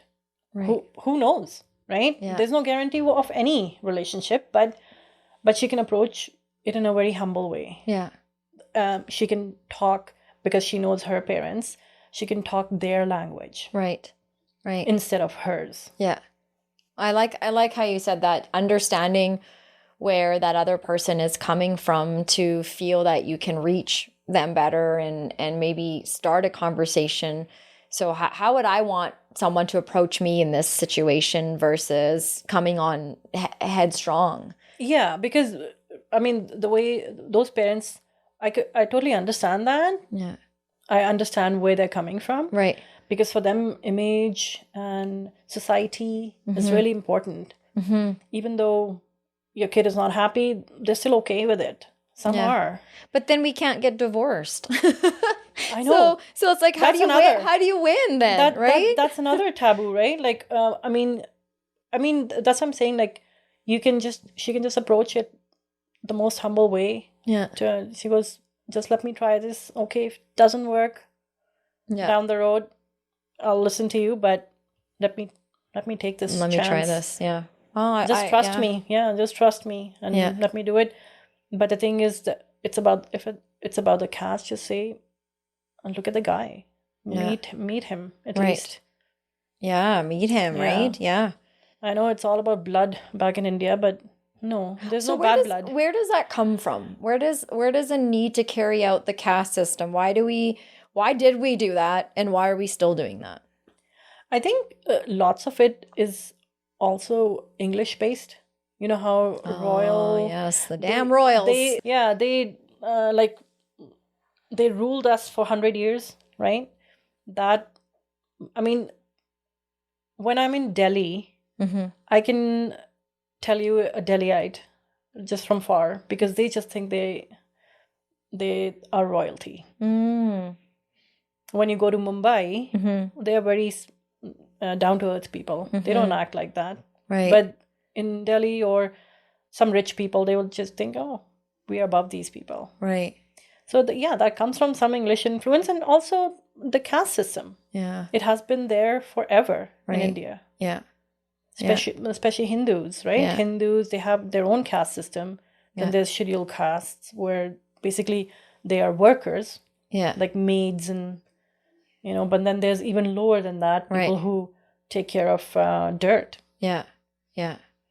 Yeah. I definitely experienced that when we went a couple times. You learn, man, there's always somebody more poorer than the next person. You think this person's poor? Well, they're going to have someone working for them. There's always someone there, and you're trying to survive. And I get that there was a way to organize these things, and colonization, all that happened. And then when we come over here to North America, do you think it's possible or necessary, or I don't know, maybe a responsibility? What are your thoughts about when people are immigrating to another country and learning about where they are going and figuring out how to adapt? See, I just could not, still haven't understood when people say, oh, we have moved here for a better life. But then you're making it the same like you came from. Good point, yeah. So if you have come here for a better life, give it a chance. Why are you bringing your own, hang-ups from India or anywhere you're coming from? Yeah. You are the one who took the decision to come here. Right. And then I remember when when Nana was born, my husband was like that too. He goes, "Oh, if it's a girl, we'll give it to Paji's, because then girls up here, they are too wild." I'm like, right, you know what? I said, you know what? I don't care what you think this way. Yeah. if it's a daughter or daughters, whatever, Yeah. they are living with me. Yeah. Good for good and bad. Right. Yeah. I said, no, my daughter is not going to live in India. Yeah. Yeah. Yeah. So I said, you better. Girls in India aren't any less corrupt than the girls here, Auntie. Yeah, I know, no. Right? Like what I'm trying to say is like, this is how my husband was too. Yeah. He was, oh, you know Fear. what? Yeah, fear. Right? Not that he was wrong, like he was bad or anything. Yeah. He just said, I said, no, it doesn't work that way. Right. My daughter is going to stay with me. Yeah. Even if she turns out bad, at least I know that she's bad. Yeah. Yeah. And look at how she turned out. Yeah. So I said, it doesn't work that way with me. Right. So that's what I'm saying. And again, when people come here, yes, I understand. Like lots of people, most of our like ours, we have to teach our culture to the kids. I'm like, come on, they're more concerned about teaching them the culture than grooming them as a human being. Yeah. But do you think they're concerned about it because they're worried that the culture is going to be lost? Honestly, I don't know. Yeah. Like, I mean, I don't know what they're scared of. Yeah. Even if it's lost, you're not going to be alive to see that. That's a good point. So what's the big deal? By that point, right? Yeah. You know, like, yeah. Like, what's a big deal if something new happens? Yeah. Right. I mean, Sikhism also came 500, 600 years ago. Yeah, that's right? exactly right. It evolved from something bad. Yeah. Right? Yeah. Everything. So maybe something else will happen. Right. In 100 years. Yeah. Something else will come up. Right. Yeah. Humanity in real sense. Yeah. Letting go is a challenge. It's a challenge for many of our community members, many people in general, whether you're South Asian or you're not.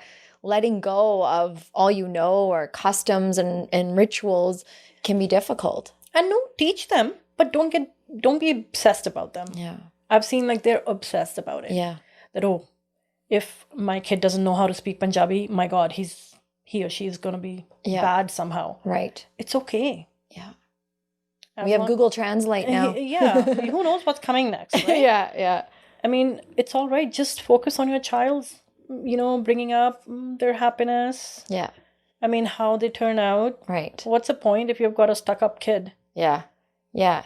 That's just Who knows how to speak Punjabi, but then they're drug lords. Hey, man, how many of those guys and gals do we hear about often, right? Lives lost in that way. Yeah. And I worry about that too, because that need when families come and immigrate, the need to keep up and again the status. So if you're coming from like a caste system that's above people and immigrating here, it can feel like maybe you're starting below, and then so this need to like show people, right? I grew up with empty family members and friends, parents whose bank accounts were empty, but they had all the fancy cars and all the fancy stuff. And their kids learned a lot about materialistic love. So if you want me to do well, buy me this. If you want me to do that. And, you see some of those people and young people that I grew up with too, who, again, don't know how to internalize, don't know where to find the love from within or to communicate it. The best way is a gift or this expensive car or whatnot, which goes to the elaborate weddings as well, like you said earlier. So my kid has to have this wedding because I have to show those other friends of mine that I also can throw a big ass wedding. Oh, yeah. And the only people winning from that is the damn, the crowd, the vendors. Us too. Right? Yeah, we just dance and come back. Yeah. And we just say, the chicken wasn't that good. Yeah. It was not good. Yeah. Yeah, it was good, but not that good. So they spent like $200,000 the reception, but it was still not I'm not good. satisfied. Yep. Yeah. So how was that really? Yeah. Right? Versus, what I loved about your daughter, my brother's wedding was how intimate it was. Yeah. And it wasn't a big wedding. And I think COVID helped with that too. Actually seeing a lot of the South Asian and visible minorities getting married through COVID was really nice in some ways because it was about the actual marriage. Yeah. It wasn't about this big party, and a lot of young people also kind of came to their senses in a way of, A, we can't have a big wedding. B, this actually isn't a bad thing for us. Yeah. This is actually a nice, simple thing that's just my mom and dad or my grandma there, and that's about it. Yeah. No, that's what it is. Yeah. Lots of people postponed it. Even Kabir, they were saying, I said, no. It really depends. It's not my decision. Again, if Kabir and Kiran wants to postpone it, fine. Right. We'll postpone it. But if they want to get married, they are getting married. Right. Because lots of relatives said, oh no, let's postpone. I'm like, no, it'll be my kid's decision. Yeah. And they wanted to get married, and I remember I always wanted a small wedding, and my husband and I will talk about the guest list.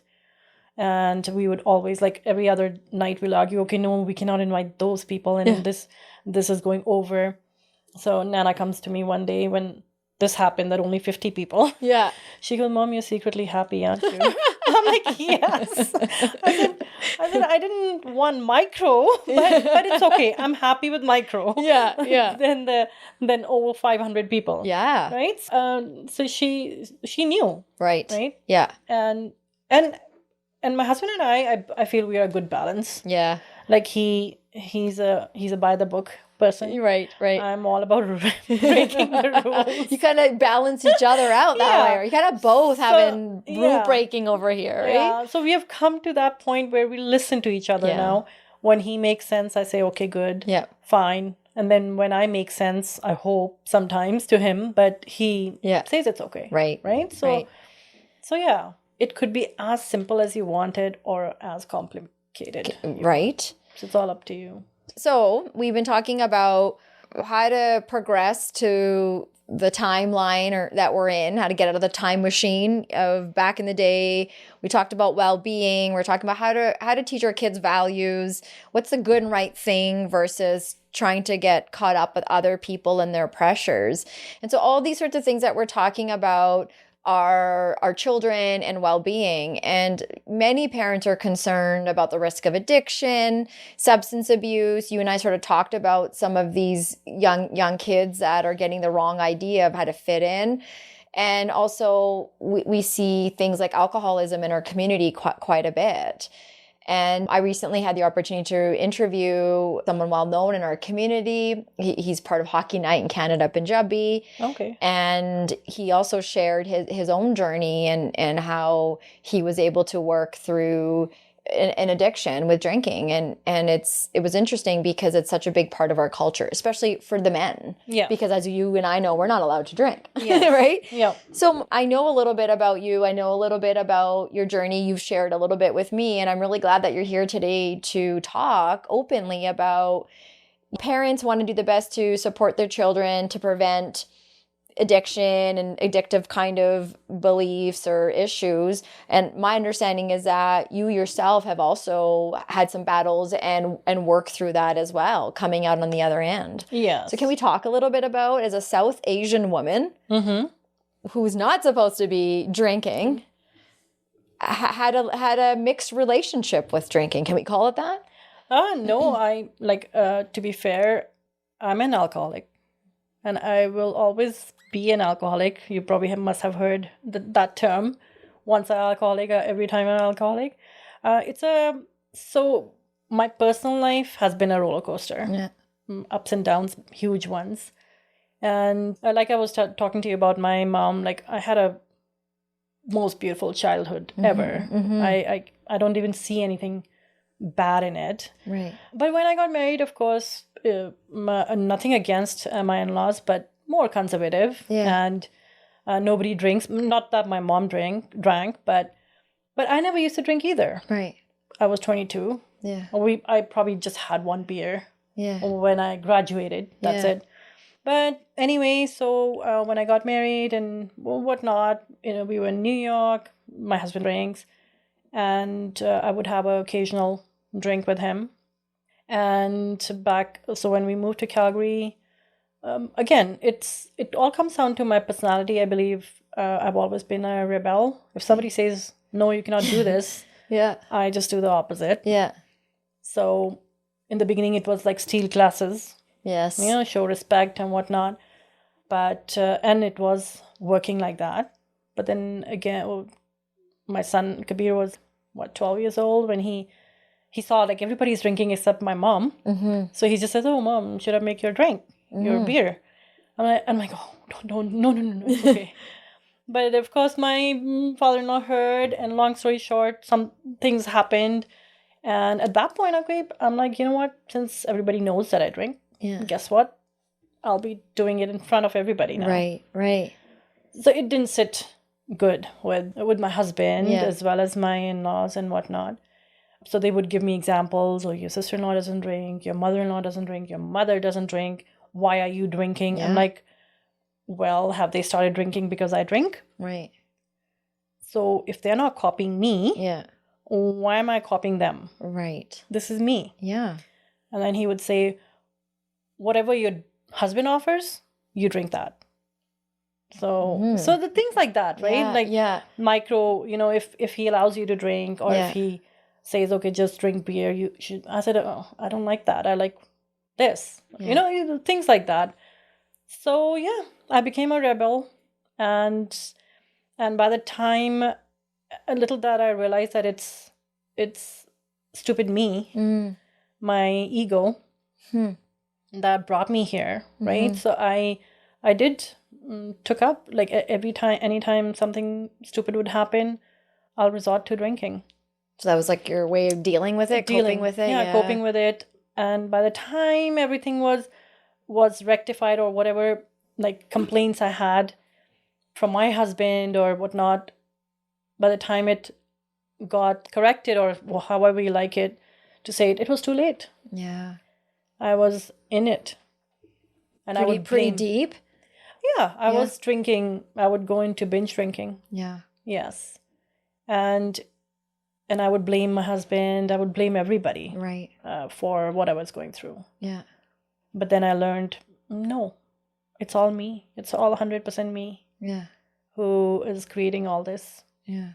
So I had to separate whatever like my in-laws are saying. Yeah. To me, those triggers, right, that would trigger me to do it.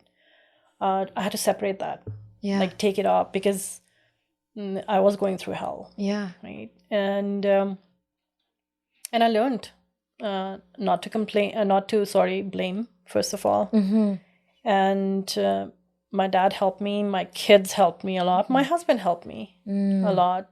I communicated really good to my husband, like, what I'm going through. Like, earlier I would just say, try to say it, and I'll be ready for it. So, and then I've stopped it, and then I relapsed also. And what I've learned from that is the only time I have a choice, or I'm in control, is when I don't drink at all.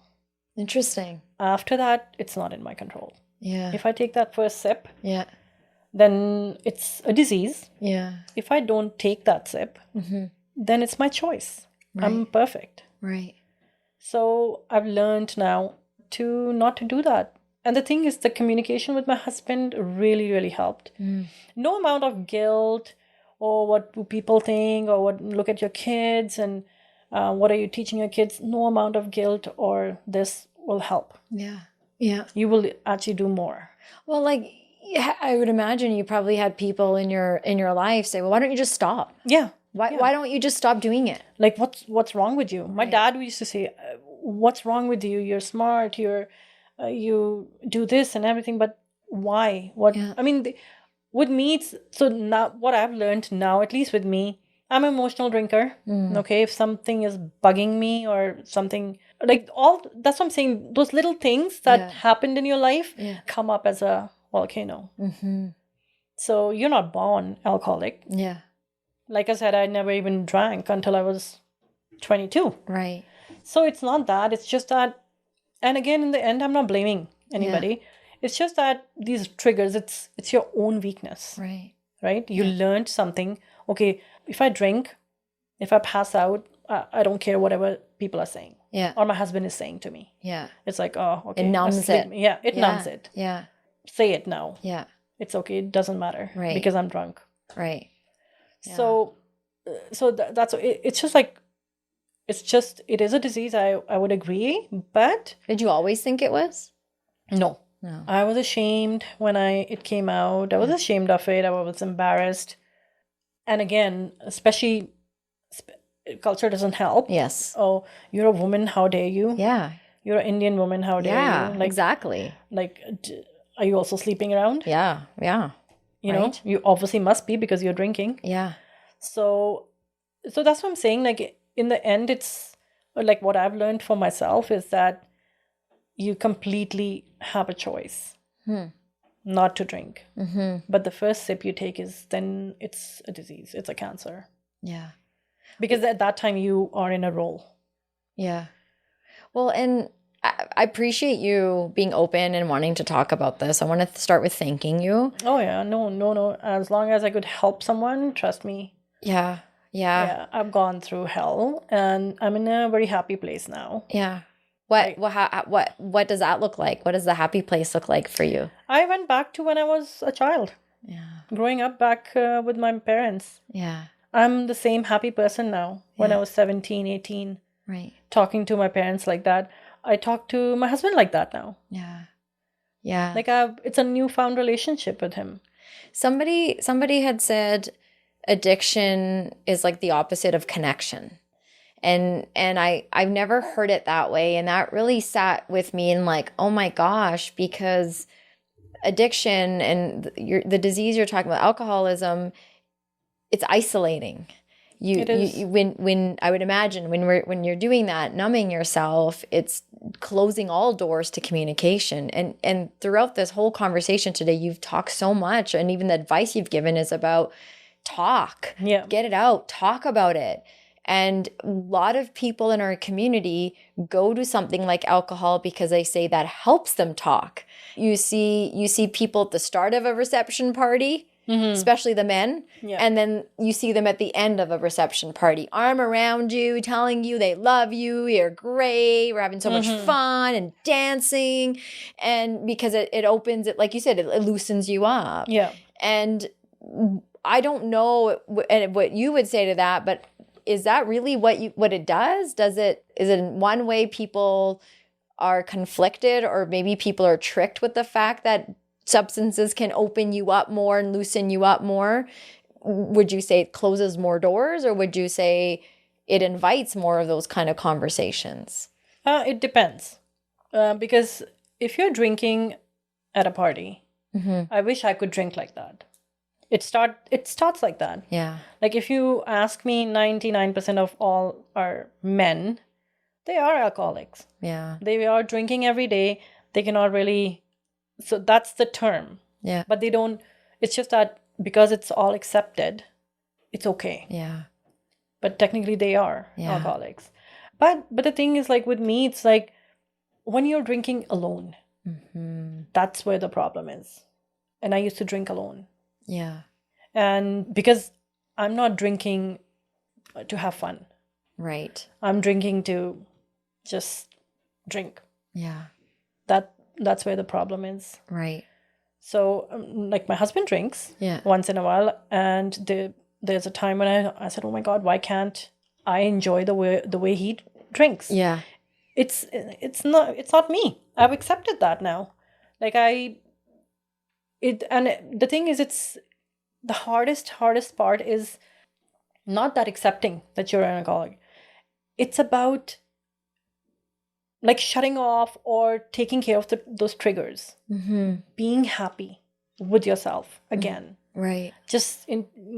I got myself introduced again to myself. Right. Yeah. That's how it was. Yeah. Like, and talking to my husband, what I want, or if you could deal with this for the time being. Yeah. My kids really helped. They would talk to me. My son would talk to me. Yeah. But in the beginning, it was like, you know how in every household, I believe that is, oh, think about people, think about kids. It doesn't matter. Yeah. Because you are so focused. It's such a tunnel approach. You're in a dark hole. It's just like that frog that's in a well. Yeah. Who cannot come out. Yeah. Right. And they think that, and they're comfortable there. Yeah. Right. So it's, now I can see how bad of a hole I was in. Yeah. Because I'm out of it. Right.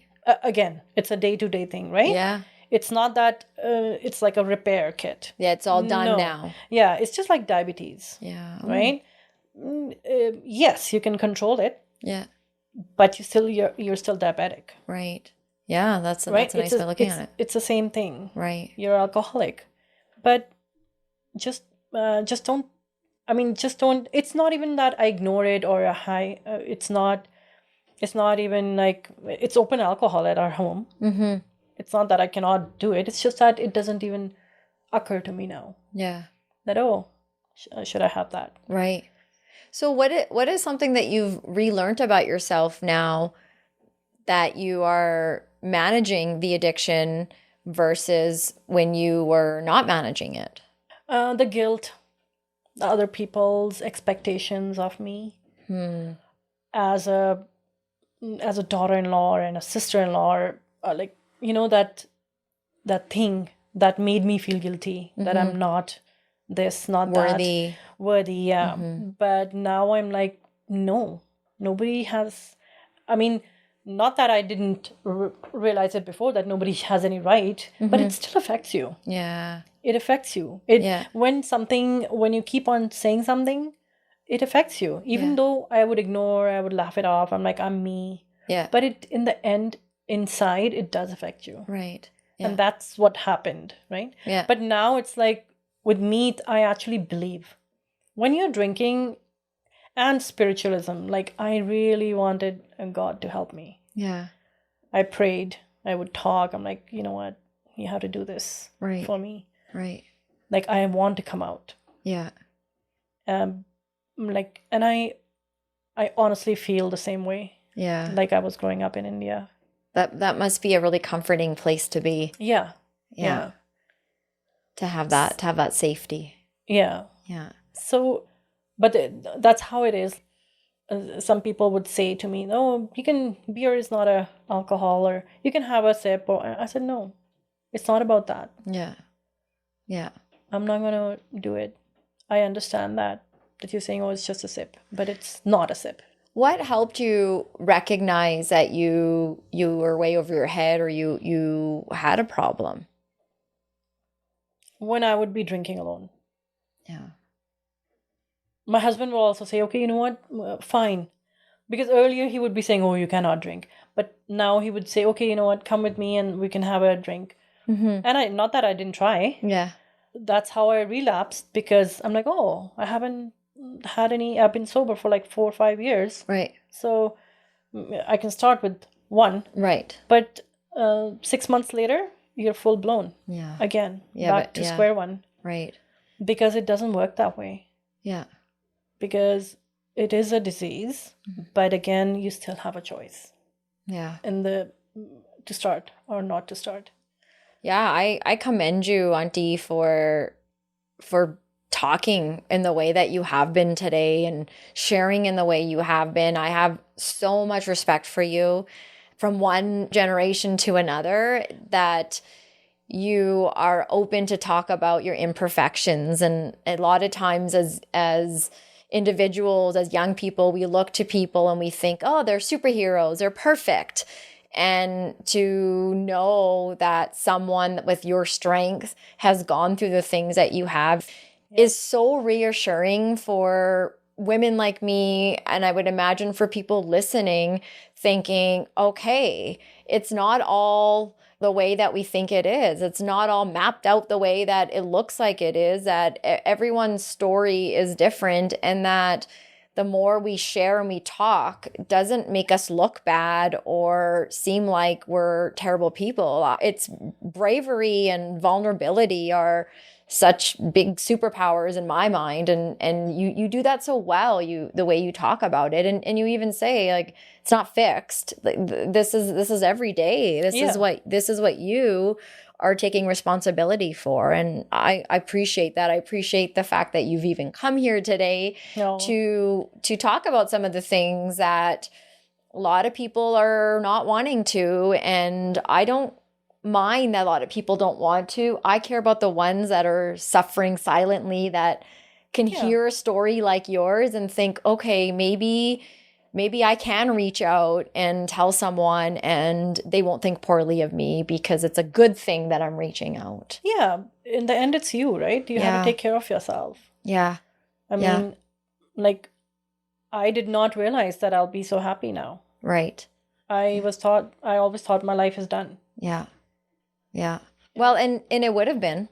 Yeah. If you carry down that path, I would imagine. Right. Oh, yeah. We've seen how that ends. Yes. Yeah. Right. And you're deciding and reprioritize, like we talked about the beginning of the conversation in the middle fingers up, reprioritizing. Right. What is your priority and how do you want to be? And you said, my kids are gone now. They're in their own house, and you have this another opportunity to almost like the circle of life, right? Starting where you and uncle started without kids. You're sort of in that phase now, and what you work your ass off all your life to hopefully enjoy some of it as well. And I did want to ask you though, for people that know loved ones or friends or family that maybe are struggling with an addiction, or for individuals themselves that may be struggling with it, is there something that you can sort of suggest in question we can ask ourselves or ask others of when is this going to be a problem, or how do I know that this is a problem for me? So what are some things that you would suggest that people can consider? If you are drinking to show, like with me, that's how it happened, right? I was trying to do the exact opposite of what was being told. Right. In a demeaning way, right? Oh, you're not worth it. You don't have a choice. You cannot drink, first of all. If you want to drink, you can only drink this. Right. Like when you find yourself like that, I mean, I didn't even realize that's my downfall. Yeah. My rebel nature became my downfall. Because you are so blind in putting the other party down that, okay, try and stop me. That you don't even realize that in the end it's your loss. You're hurting yourself. Yeah. Trying to prove something. It became my loss. Right. So that's what I'm saying. It is so important to communicate. It's not just important to communicate, it's important to communicate correctly. What does that mean to you? Correctly in a sense that even if they said, okay, you know what, it's not, you know this person, how this person is, that this person becomes rebel. Say it nicely. Say it in a positive way, in their language. You know, I understand that this is what you want and this is how it is. I understand that, okay, you like drinking. Go ahead, drink. It's my house, for God's sake. Yeah. Yeah. I cannot drink in my own home. Yeah. I can understand if this is somebody else's party. Right. And I used to do it. I would not drink there. Right. But it's my own home. Yeah. So we can just say, okay, you know what? We are your parents too. They dig in your head. Oh, we are your parents now. Parents. Yeah. But then parents don't do that. Yeah. Yeah. Yeah. They would say it nicely. Okay, you know what? Okay, fine. Have a drink. Let's enjoy. Right. Yeah. Instead of me taking 10 drinks. Yeah. At a time. Right. And gulping it. Yeah. You know. Right. Not enjoying it. That's it. Yeah, that's the other thing. Yeah. So it honestly comes down to the personality. If that person is, you just have to speak that language. Yeah. That's all. And the time when you are drinking alone, that's a huge, huge signal. Right. That it's getting there. Yeah. Because then drinking alone it's not good. Like when I say drinking alone, fine, a glass of wine is okay when you're alone, but when you have the need, okay, you know what? I need more now. Yeah. And then you basically sleep. Right. Doing nothing. Yeah. You're not technically enjoying. Yeah. So that's a signal. Yeah. That the problem is coming, and it will only escalate. Yes. There's no doubt, like there's no coming back. Like, of course there's coming back, but then coming back is it's even hard. Like, see, look at me. Like, I wanted to enjoy the drink, but now I cannot. Yeah. It's not for you. It's not for me. Right? I did so bad in it that there's no going back to that. Yeah. Yeah. It takes a lot of self-awareness and recognition of self in a way of, okay, who am I? How do I know myself? And this really isn't helping me. Yeah. And when we don't know ourselves well, or we're trying to figure ourselves well, I can see us getting caught in that. And like you said, going from couple of bad drinking experiences to years or months or however long. Yeah, you get confident. Oh, if I can control for 4 years, 5 years, I'm good. Right. I'm fixed. No, you're never fixed. Yeah, it's like tricking. We trick ourselves in all sorts of ways. Yeah. And you've learned the ways that you trick yourself. You also talked about triggers. You've learned what your triggers are. Yeah. And so in knowing that, you must, I would imagine, have a strong sense of how to navigate or how to deal with those triggers. Yeah. Now you've replaced it with something else. Yes. Yeah. Yeah. And you talk a lot about communication. That seems to be a key.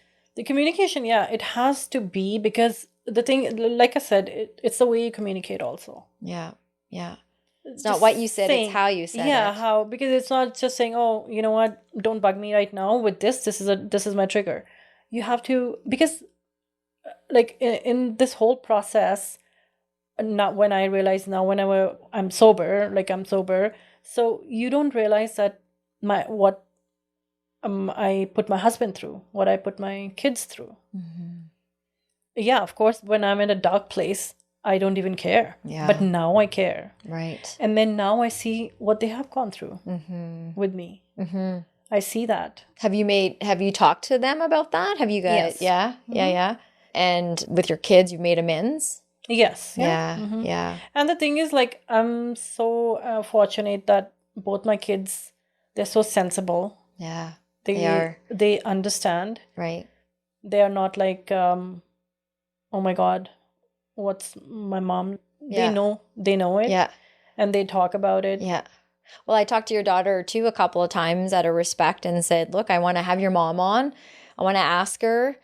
Sounds like she's willing to go there, but what's that like for you? Mm-hmm. Are you okay with that? Or is there anything out of respect for you, Nana, that you don't want me to bring up? And you're absolutely right. So sensible. She's like, this is my mom's journey and I'm proud of her. And how my mom wants to talk about her story is for her to talk about, not for me to deny or put away. And I thought, kudos to you and Uncle for raising kids like this.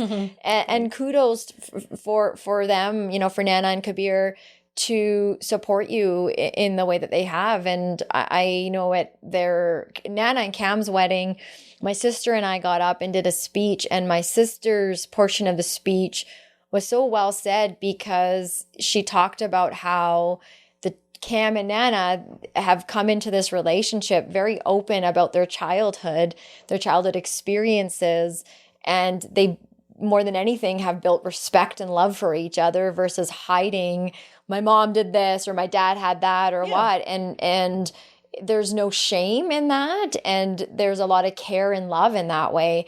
And I know that my brother comes with his stuff too, right? To the table. We all come with our own stuff. And if we want our loved ones to respect and care for our baggage, right, we have to role model the same for them. It's a two-way street. Two-way, yeah.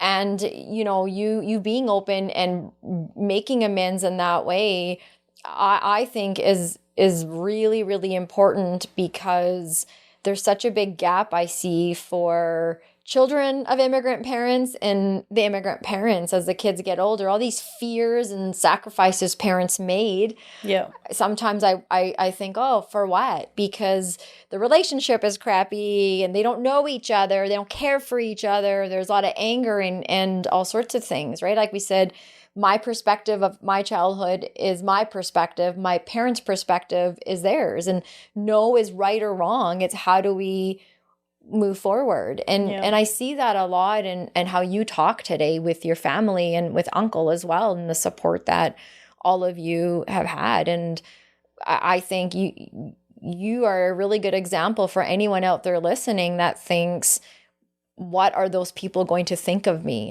Any of us that start our worries in that way, you're a good example of why we shouldn't do that.